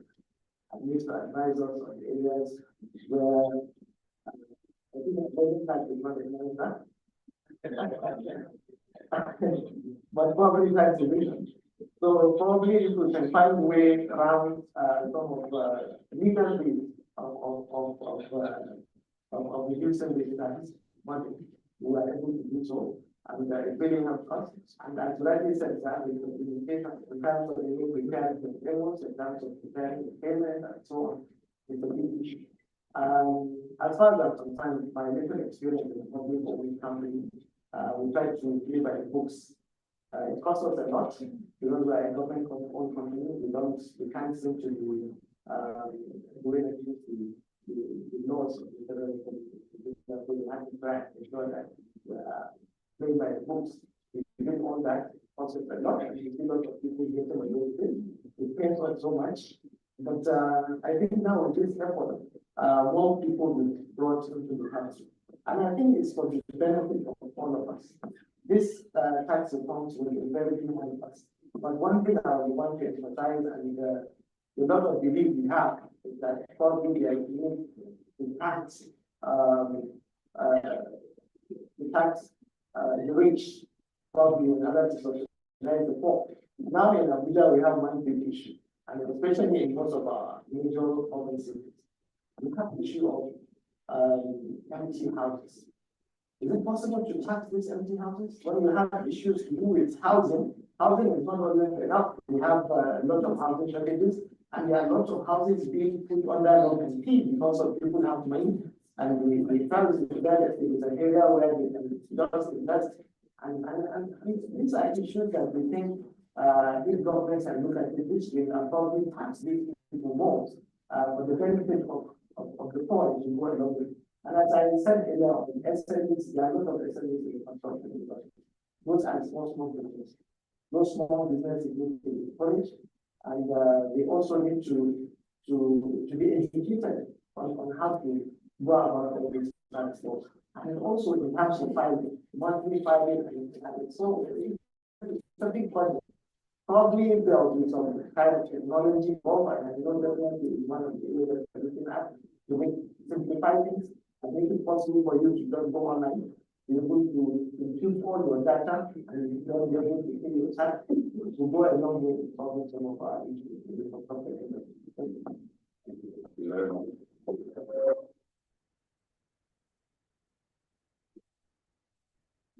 And there's again, see that of the private sector funds now, the money. And the subsidiaries and all, what has been favorite in terms of this documentation, I don't want to call it all, documentation for taxation or. Very much, such a very question. So I want to talk about the development fund. I want to talk about the development company, and we are running multi-station projects. Concurrently, we are based in Abuja, Lagos, Kaduna, and United States. So when we talk about the administration, just like the chairman of the level of time-consuming, individual man-hours, to ensure you're having to cover the different levels of requirements from low to high regarding taxation. And taxation isn't just the CIT report. It's the levies, it's the tax, importing files, if you're importing any kind of items, those are taxation. They are multiple numbers. I think this is an idea of scale. We have a 6-month accounts finance that at this period are very busy, so that we can make a deadline of when you come in your company accounts that kind of works. There's an external auditor that's in Lagos that sent a 3-man team that we have to be first suspension dinner for 2 weeks. You should congratulate us, used to be 3 weeks, but because we have digitalized a lot of our processes, they've now reduced to 2 weeks. We then have an internal audit team. Again, just to make sure we cross the T's and dot the I's. And this is all to do with documentation essentially. To make sure we're on the right side of the law, to make sure we're a company that can present ourselves as credible, that's having integrity, to make sure that when we go to authorities in that taxation period, we avoid all the test reviews, the audit reviews, the large tracks of the enforcement exam. And there was a week, by the way, 2-3 years ago, when once you could see the MD mentioned, we received communication from 3 different organizations of taxation. There was a 7 years ago, due to documentation not moving from one office to another office, a very low point in my career. The office was sealed because large tax office in the German and Davis did not discuss with the Abuja institution about our restructured tax budget, which at the time was 700 million. So we had decided, along with the chairman, actually here with the chairman, for us to pay monthly rather than quarterly.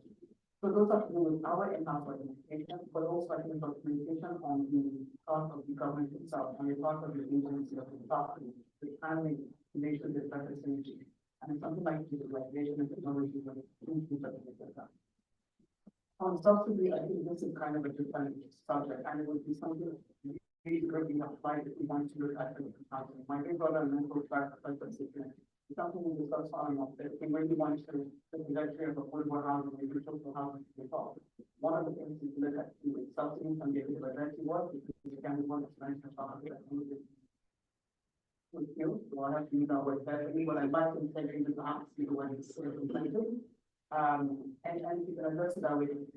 We've done calculations as an office, as an organization, to say the multiplicity of taxes we pay from ground rent to CRP. So now we introduce, I think there's in that company product economy now, we get it to the position. I've been paying that for housing fund since 2002, and I'm not entitled to and I'm looking to very concerned, you know, how much fund information that.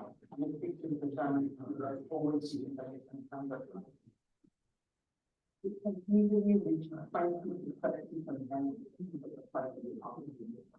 the house is 10 million naira, 3 million It might go towards things like groundwork. It might go towards things like capital impacts. It might go towards things like community now about years of competition. Now we're going back and forth. But when we actually calculate it, imagine we spend the 10 million, 10 million house. We need 2.5 million for it. How much more would it be? That would the average insurance and begin to get on. So that's how I'm starting and practicing option what needs to part. Thank you.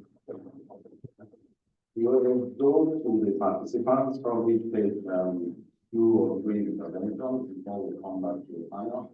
Let me say that as we have some of these conversations, opportunities are also being discovered.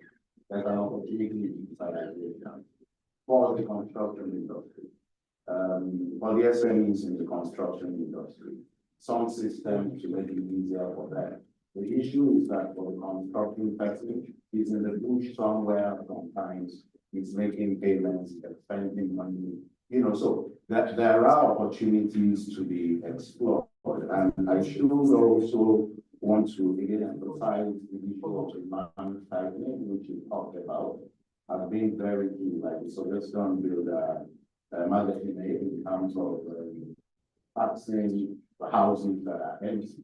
Perhaps the only way that can be done is to even know who owns this property, and it's just the land titling system that is going to make this easy accessible to people. So we'll go to the participants. If you have an intervention, I'll take 3 hands now. Okay. Okay, so I have more than 3 hands, but I'll take 3 hands. I'll take the chairman, Estate Surveyors Registration Board. I'll take Barrister Festus Adebayo, and I saw a lady's hand. You'll agree with me that I should take a lady. Okay, so I'll do a 4th one. I'll take the NP of APDC. Right. So we'll go in that order. Mr. Chairman, I think this question is directed to the keynote speaker. Rightly, he has advised that we should look at positive side of things, particularly as regards policies of government. I think that's how it should be. But we should still acknowledge realities. The realities of Nigerian economy is that it is characterized by shortages of critical infrastructure, shortages of energy. Talk of anything, you are bound to also shortages. For example, in Lagos, where I dwell, as developed as Lagos is, it will shock you that the percentage of those people who have access to good water, public means, is still less than 25%. You won't be doing for this. In the real estate sector, where I practice, there are shortages of certain types of development. For example, let us talk of condominiums. That is high-rise development, is units of accommodation. I believe because of the benefits of accommodating a large number of people at lesser cost in a particular location. I just want to find out from the keynote speaker whether the provision for incentives extends to this type of promoters of development. And if they do, maybe we take advantage of this for to know other incentives that are available for real estate development. Thank you. Thank you very much. The lights did not go off because our time had run out. Somebody must have come by before the thank you. Somebody is coming there right now. Thank you. The keynote speaker and the chairman of COBON, president of professional bodies here. My name is Festus Adebayo. I'm the executive director of Housing Development Advocacy Network. My area of interest is promoting affordable housing So my question, I want to firstly thank my brother. We have been on the same page the other time about the issue of National Housing Fund amendment. I was taken to the National Assembly with our inputs. And at the 11th hour, when Mr. President was to sign it, he said, no, this is not working. We want that battle. And today you are come to tell me that there will be VAT exemption for land, property, sales, and for rent. Thank you. I also hear from you today that the SME in our sector will be promoted. The last time my minister and myself we worked together to say we can promote SME. So I can reduce importation. And we ran into a problem of funding. And we have run to BOI. We are still working on it. Our fear has been the area of maybe tax will come that affect them. You have told me today, no fear for that. So thank you. Now, I want to ask you, what happened to that real estate developer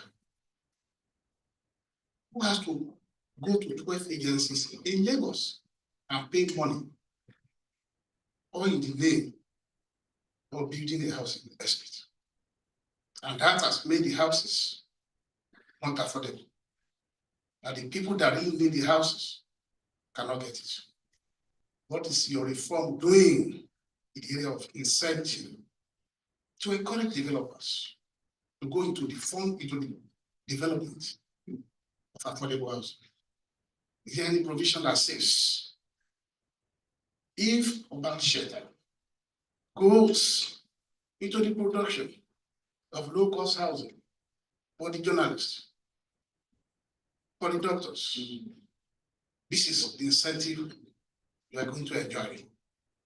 We believe if that incentive is introduced, now that we are still at the point of discussion, that will address our issue of affordability in the housing industry. I'm one of those people that support the idea that empty houses should be taxed. We know the owners. So let's get the money. They are the same people that we are looking for. So let's get money from them. So that I'm not in support. We need incentive. What do you have as a plan to encourage developers who are facing a lot of orders to go into affordable housing? All right, Thank you, sir. I'm sure the question is okay. Thank you. Good afternoon, everyone. Permit me to stand on all existing protocol. My name is Jennifer Stephen, and I am a housing policy analyst. Okay, so my question is actually directed to Mr. Taiwo Oyedele. The first question goes, do you think the decentralization of the collection of tax system, especially in the local government area, would work in Nigeria? That's the first question, right? Because it worked in Rwanda. Secondly, do you think involving, you had mentioned that the media has different narrative, which is why so many people do not agree with the tax reform bill, because there's been a lot of speculation about how bad it is to the economy and to like you and I individuals. So do you think that involving special stakeholders like policy gatekeepers, especially in the media field, right, to tell the right narrative of this, the policy, the taxation policy, and how it solves a problem, how it solves the Nigerian problem, would be better for people accepting the tax? And then lastly, do you think not taxing low-income earners is sustainable to Nigeria's economy, considering that we're going to be running, we in fact need the fiscal policy as Nigeria to run in the long term? So that's a question. Thank you. Thank you very much. The final person, and I think I'll pray by indulgence to take time planner to ask this question. We may not be able to come back because of our time, so he will respond to the questions, to make the closing remarks, and we will end the program. Thank you, sir. Good morning once again, Vanessa. I would like to greet the chairman of the Cobom, Engineer Palua, in my boss, mentor, and my former MD, Builder Aniu Bagachi. All welcome, and also the other participants. I also stand on the assisting protocol. My name is Akim Kolawale Adoroba. My question will direct to Mr. Taiwo Idili. Well, luckily, I'm an accountant, find myself in the environment. When Mr. Lawal was saying starting on tax, we need the what we actually face when we are doing. My own questions or is the advice that what is the fiscal policy committee you have been advocating to the member of the public, but the revenue authority, the tax authority staff, I don't know whether you are actually this kind of advocacy on them. Look like most of them, they don't understand the building and construction industry. What make up the cost of development? What and what comprises of revenue? Some of them thought that all what you have in your bank, the bank statement comprises of your revenue. Not do that depositors, they are depositing money gradually, that until you deliver the houses, you cannot recognize revenue. Whatever being deposited is called deposit liability. It's liability on your part until you finish the construction and it over to them that become revenue. Not what is in the bank statement, but most of them, that's what they thought. But that's been very difficult even educating them, despite we're in the same profession.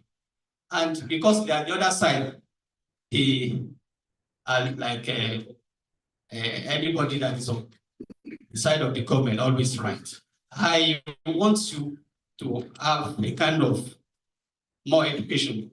Maybe there should be interaction between the people in the built environment and tax authority to have this kind of engagement so that they will better understand it.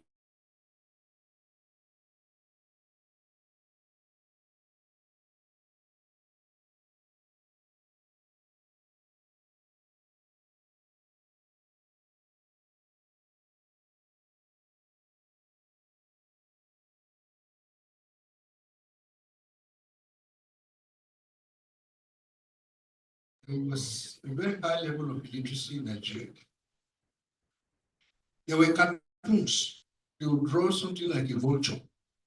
And they said, if you don't know how to read and write, this vulture is better than you. And so people were provoked to go and learn through adult education. Just like you started with, that it is easier to believe the wrong information when the right one is not there. And we have discovered that quite a lot of the right information are just not available. For example, you were just referring us, you go to your website. The man in the village does not know website. He cannot read anything from the website. So how does he know? And so when these policies come out, sometimes they even come like military dictatorship. On May 29th, 2 years ago, just acceptance speech we had, fuel subsidy is gone. Just like that. So it doesn't work. So let people be carried along. Let people be well informed. You are taking something to National Assembly now for consideration. How much of the people that those people are representing, know? They don't know anything about it. And you know the system. When you go through your lobbying system, the National Assembly will just pass it through. And it's not helping us.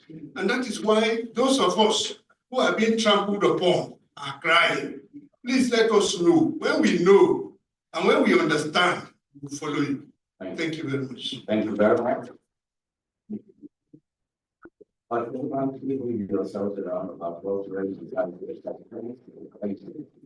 I have two questions in our heart, and then I'll turn the word to Mr. David. Please, could you elucidate more on the issue of input and output on it, and how it can assist the SMEs and its impact on structure, and how does it play out in the past? The other question is, how can the tax reform promote investors bringing in both foreign funds and new technology to help tackle the housing stock deficit through practical low-cost housing developments, foreign investments, foreign influence? Let me give you a hard task. You handle it very hard task. So now take 1 minute each from the consultant and wrap up. Thank you very much. All right, thank you very much for those excellent points and questions. I'll be very brief because of time. The first one is the comment about we have shortages of infrastructure and a lot of things. Can we extend the incentive to real estate development like high-rise building? So there is nothing targeted at high-rise building because we want to just incentivize the whole sector. People will make their commercial decision whether to do the high-rise or not. So the incentives that I covered during my presentation are more targeted at the whole sector, nothing in particular to high-rise or the second question is on what happens to dealing with multiple agencies in the real estate sector. And this is one of the things we have split off. You would also recognize that we have to be mindful of our constitutional limits. So it used to do with land is with subnational. So we can't send a bill to the national assembly to start amending without getting their buy-in. So we are working on it as we speak. So which is why I made the point around land reform. Then we have a lot of innovative ideas on land reforms in Nigeria that can help even the government themselves. Things that can help around the development, tightening, because what we see from around the world is that when government makes it easy for you to do land transaction, they make more money. Instead of sitting down with a view and wanting to collect so much. So we are working on it. We are positive that we get to do normal to agree with us. The other question is from Jennifer. The centralization of tax collection at local government level, will it work? I think again, because of our constitution, we have to allow local government to collect their taxes. What we're trying to do is a system where they can, on their own, offer for someone else to collect on their behalf. We think that system will get more buy-in as we build trust. Because now the people are concerned that if there is Nigerian Revenue Service collecting taxes for everyone, what if they don't give me my tax? Those concerns are still there. Will engage with to communicate help? And the answer is yes. But when it comes to tax matters, the complication is somebody is an expert in communication. You need them to also understand the tax aspect. So getting out to be expert in tax and expert in communication is difficult. Otherwise, you see someone who communicates so nicely with the same company. And then that affects trust because whatever you say about tax, people keep it. When you now implement and the difference, you're going to struggle. So what we do currently, we have some of our members who are experts. We also have people who are volunteer. One of the things we decided on my committee is that I'll be the only one to speak for the committee. And that also limits confusion because somebody will say something innocently that may be contradictory to what we are trying to do. Then we also have a question about whether if we exempt low income earners, would that be sustainable? Yes, it's very, very sustainable. Around the world, government make their money from like 90% of government revenue comes from the top 5% of population. So we should exempt even more people. So the exemption we had before has been increased. So small businesses is now 100 million. And low income earners was initially 800 plus 200 is 1 million. That is about 1.3 million. To about 100. The next question from Luda Akim, I believe, Olawale, are you facing on the tax officer side to understand the sector? Yes, I don't think it's only the sector, because usually when you hire people to work for government, they have varying level of money, just like the private sector. So when they come to you and they don't understand your sector, you still have to explain to them. What we're trying to do now is to change the method of going to taxpayers. So it's currently based on the decision of the taxman. Once we are done with the implementation of our reform, it will be system driven. We call it a risk-based audit. So the system will compare a lot of your information that you have submitted. And if they are not adding up, it will flag your account for an audit. So which means if you do things right, and honestly, you won't have anybody coming to even bother you for audit. So because what we want to do, and my brother mentioned it when he was making his comment, the system we have today punishes people who are trying to do the best. And those who are misbehaving are getting away with it, therefore getting an incentive indirectly. We are trying to change that going forward so that our country is rewarding good behavior. There's the other point about the man in the village cannot read from our website. So how well are we carrying people along? This is a fantastic point. You know, the way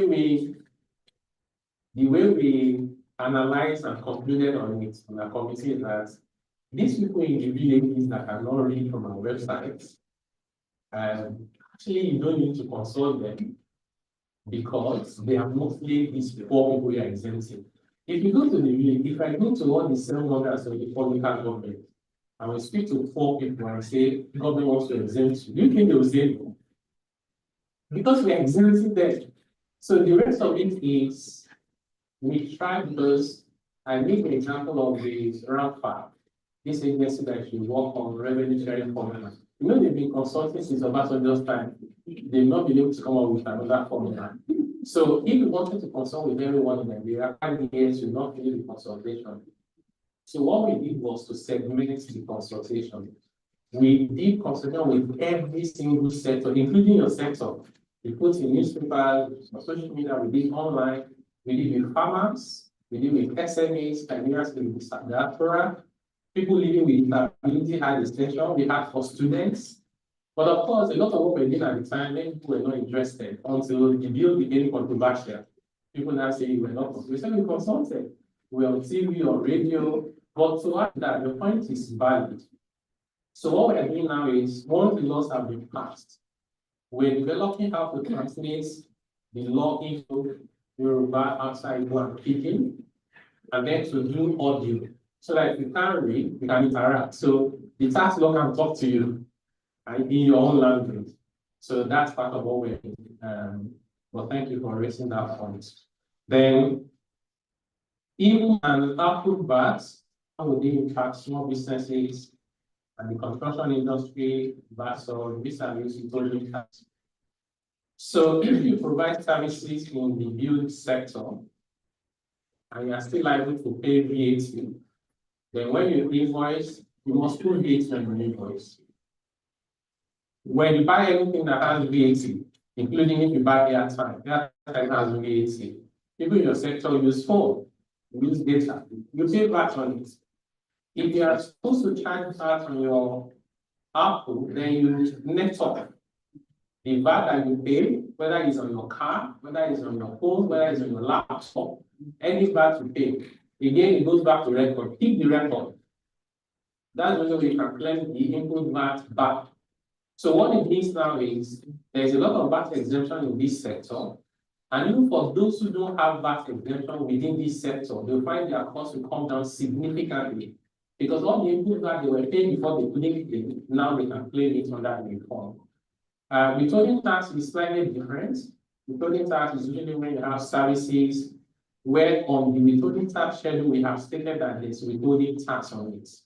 So if you do professional services, design, for example, and your fee is 1 million naira, there's withholding tax on it. The person paying you will deduct withholding tax, but that withholding tax is your tax they'll give you the receipt to reduce your tax at the end of the year. It has nothing to do with the VAT. So let's not mix up the two. The last one is foreign investors bringing their fund and their skills. What is the need for them? So we believe that Nigeria has to be attractive to all investors, foreign and domestic.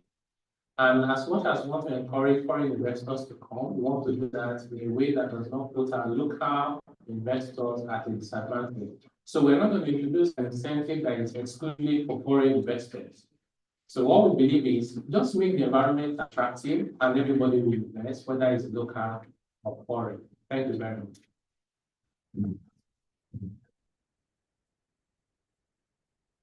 Thank you very much for the questions. Let me my total immunity was closing reports. 1 minute each to begin with the subject.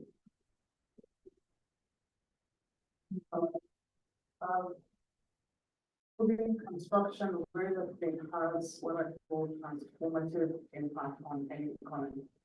Successively, whenever we look at the economy, the government will pump a lot of money in the construction industry so that it regenerates the economy. South in America, South in Europe, classically, post-war 1965 in Germany. The point being that across the globe, this particular sector is contributing to the high level wages to the impact of GDP of the economy. And I think you want to have a visual play. When the taxation reform comes in, it needs to help harness rather than stifle. It needs to encourage rather than break avenues for us to find ways. It needs to help give us an environment that encourages not just the existing players that actually do enforce their tax obligations, but also broaden the base so that once it's all got in the family, there's always sending money. You're now getting more brothers and sisters, that's all contributions to the family tax. Again, essentially broadening up that particular base. So we're at a point where I think that our focus where the country can take a look at that what's happening in the construction industry is essential. And thankfully, we have advocates such as Brett and about the first and advocacy group make sure that's happening. A harmonization of real estate and construction taxes so that it's better in line. We avoid the relation of electricity with consistency, just having one harmony that we deal with it, we certainly make things more efficient. We've already discussed incentives attached to the social housing, or affordable housing, and how it can have a direct impact on reducing prices and cost of construction. Again, going to the villages, I actually completely understand with the chairman's point of view, but we do need sector-specific tax education. Something that unbundles it and makes it very easy for us to understand so that we can apply it, and it's not something very mysterious that we're afraid to confront it. I would also suggest, of course, the land registry issue. We're able to digitalize land registry, land reform, we can also attach that. They're much easier than actually to tax. I don't necessarily advocate for taxing houses and empty because that's essentially what government does. But being able to attach digitalized land taxation policy would make it far easier to collect those taxes. Finally, I think just clarifying some of the history around it, because there's fear in the room, you can feel it. There's definitely tension in terms of what it is for companies. But we shouldn't just throw the baby with the bottle. We should actually do what we're doing today, which is more forums, more discussion, more engagement, and actually applying real life fairness situations that is applicable and make us more successful. Thank you so much. Thank you very much.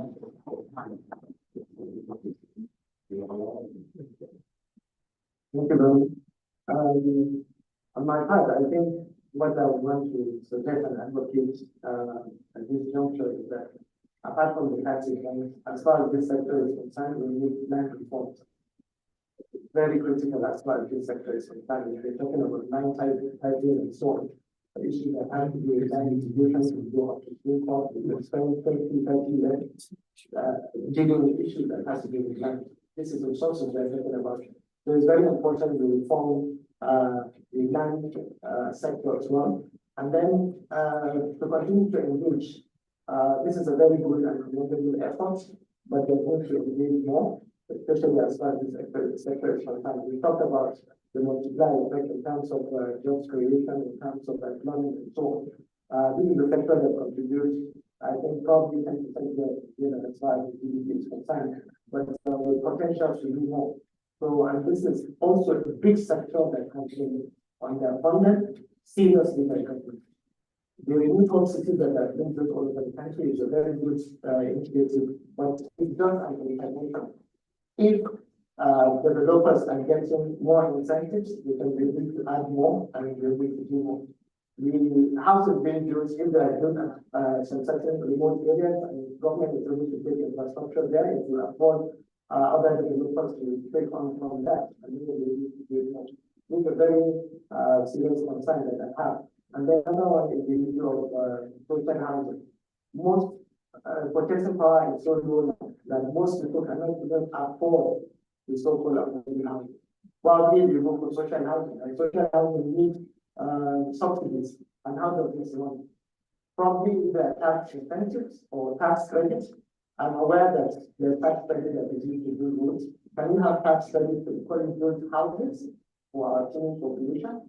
I know there was a thing here in Abuja where some houses were used under corporate social responsibilities. The FCT administration then has all the corporate social responsibilities of big companies, and we were able to build social housing. Up to, I think, about 500 like those. We were shared to Nigerians, HIV victims, vulnerable group, and we were shared, and we were able to pay through rent to own and all that. So there's lots of engagement that we need to continue. I would still want to commend Common, and I would urge all other professional bodies to continue to engage with that.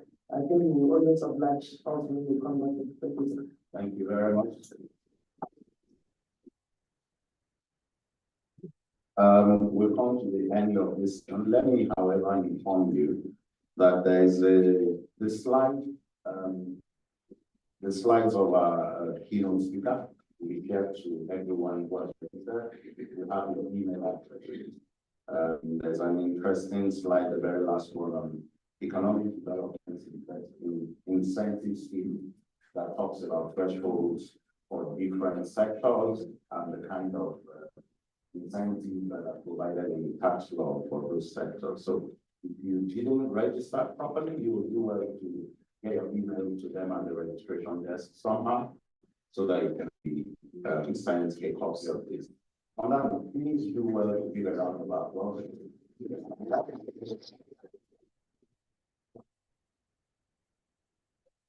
Let me invite the panel to take a photograph. I will just stand right here. Just the panel and then the other photograph. Mr. Chair, our chairman should join this picture, please.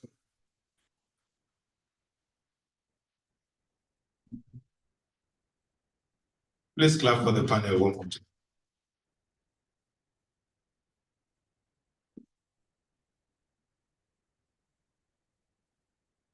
Panel has done a very taxing job talking about tax.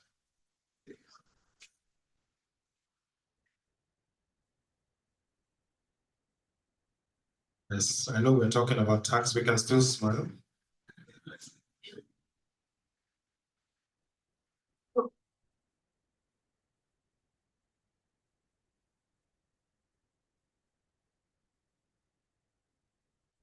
Thank you. Thank you very much. Another round of applause. May I especially appreciate and welcome the president of the Nigerian Institute of Quantity Surveyors, QS Kene Christopher Nzekwe. You're welcome, sir. Put your hands together for him. There's a challenging discourse between accountants and economists. An accountant, a senior one, told me someone without enough personality to be called an accountant is not an economist. Who be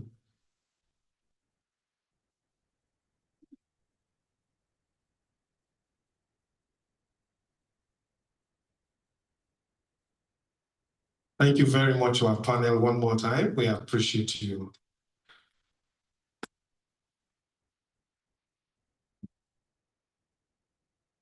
Last year, I asked the minister to help us solve a problem between two brothers. One of them was an accountant, the other is a builder.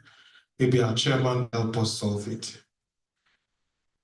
Their father died and left behind a building, one-story building for two of them.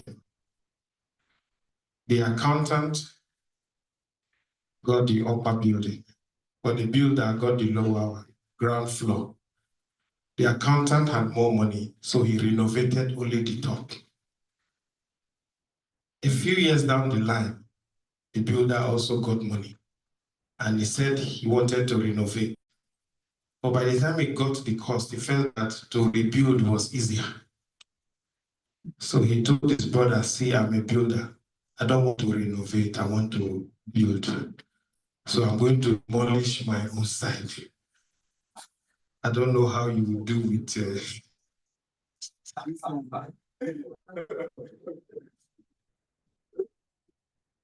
So somehow, we're still trying to solve that matter.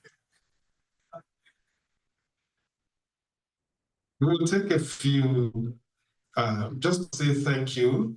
I want to invite the representative, the Honorable Minister of Housing and Urban Development, QS Temitope, to do us the honors of making a simple presentation of a memento to our keynote speaker.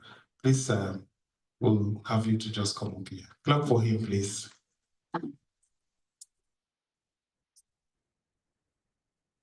So may I also invite to receive an appreciation from us, the Chairman, Presidential Committee on Fiscal Policy and Tax Reform, Mr. Taiwo Oyedele, to receive this from us.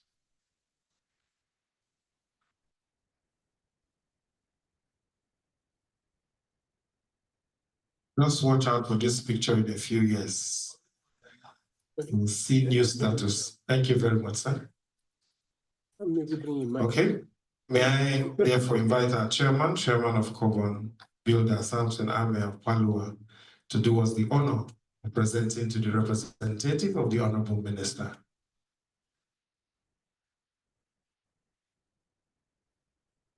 I think those who constructed this stage are not builders, there's no step.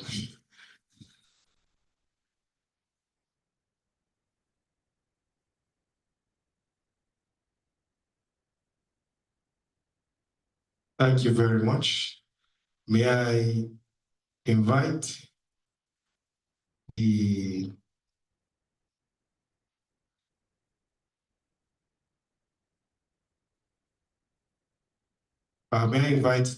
President of Nigerian Institute of Building, Builder Sir Alderton Ewa to do us the honors of presenting the next one. And that, of course, will be going to the former managing director of APDC. It's very difficult to call you former but Builder Lawal Aliu Magaji will receive the honors. Thank you.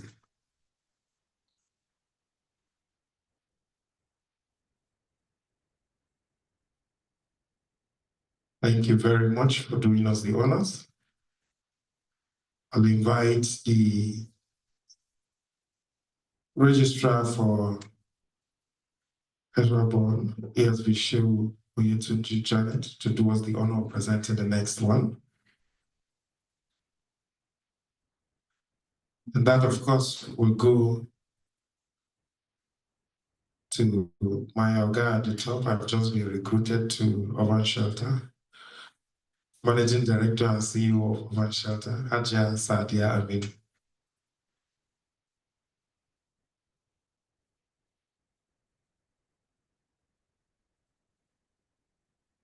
Please, ASV Shehu Oyetunji Janet, please put your hands together for her.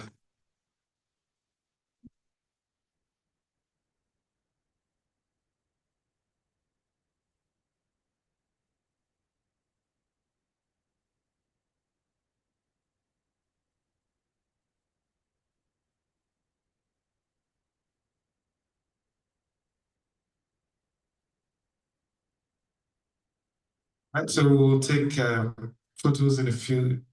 We'll just do the pictures quickly. Afterwards, we'll do the vote of facts.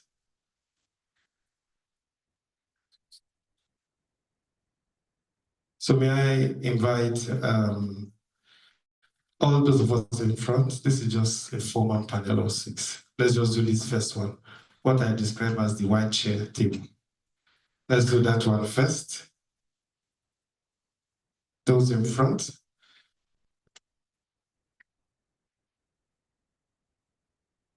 And then the next will be our chair with presidents of all professional regulatory bodies and associations. Presidents of all professional regulatory bodies and associations after this. Let's try to smile. Thank you.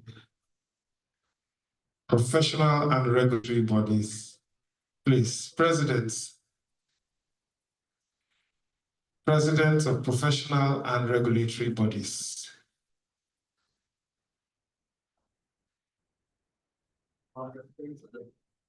Please, let's have the honor of having former presidents join. If you are a former president and you are not fighting with your current president, is a good thing.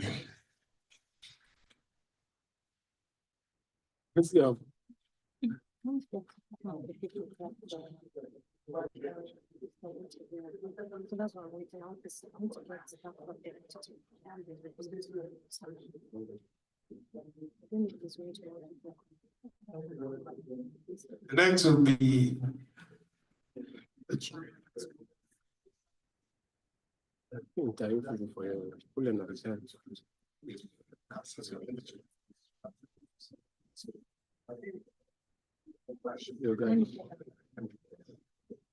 well, we want to specially appreciate all the registrars that are here. Thank you very much. We are honored to have you. I think you deserve a picture with our registrar, please. All registrars, come and take a picture with our registrar, please. All registrars here, please. All registrars, please come. Thank you. Thank you. We are honored to have you. We appreciate you because we know you'll also honor our registrar if it comes to your own.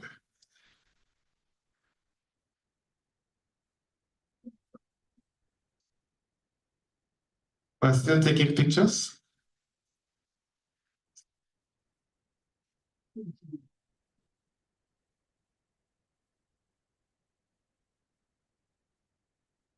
All right, may captains of industry, please. Captains of industry.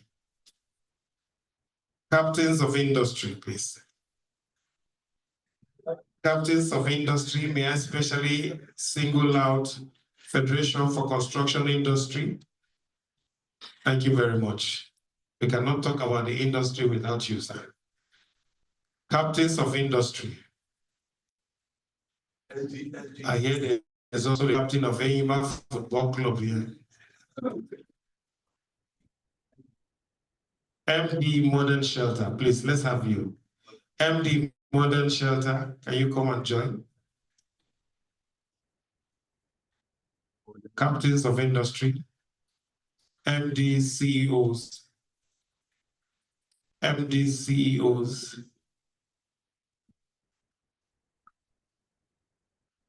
You have not registered your company, you wait.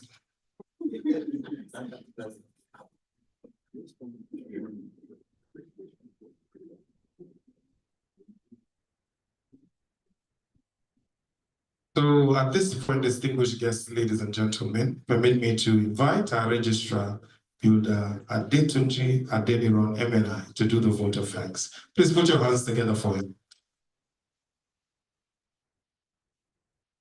The Honorable Minister, ably represented by my Egbon, I think I can safely call him that. The guest speaker, Mr. Taiwo Yedele, Chairman of Council, our discussants, chairman and presidents of regulatory bodies here present, chairman of professional associations and institutes. I must specially mention Builder Sir Albert Ewa, my own president, Nigerian Institute of Building, and indeed all the distinguished guests. We thank you for making the time out to be part of this forum and this discourse. For us as Cobon, it was needful. I must pause to acknowledge the presence of the President, QSRBN, who just walked in. Thank you, sir. At least you are catching the vote of thanks. So thank you for coming in. So we thought it was very needful to have this engagement, and obviously it has enlightened us. And I think that's raised further questions. in the minds of every one of us. And Mr. Taiwo Oyedele, every time I've listened to him, I have left feeling more hopeful about Nigeria. And that's a very honest assessment of speeches I've had him make. On this note, I'd like to again thank you. Look out for more activities of Carbon as we mark our 35th year. And really, like the chairman said in his address, there's tea and some snacks just outside the door, and there could be a bit more networking before you go. I hope it's been a worthwhile 3 hours spent together. Thank you very much for your time, God bless. Well, thank you very much, distinguished guests, ladies and gentlemen. We'll now rise as we take the national anthem to formally close. Can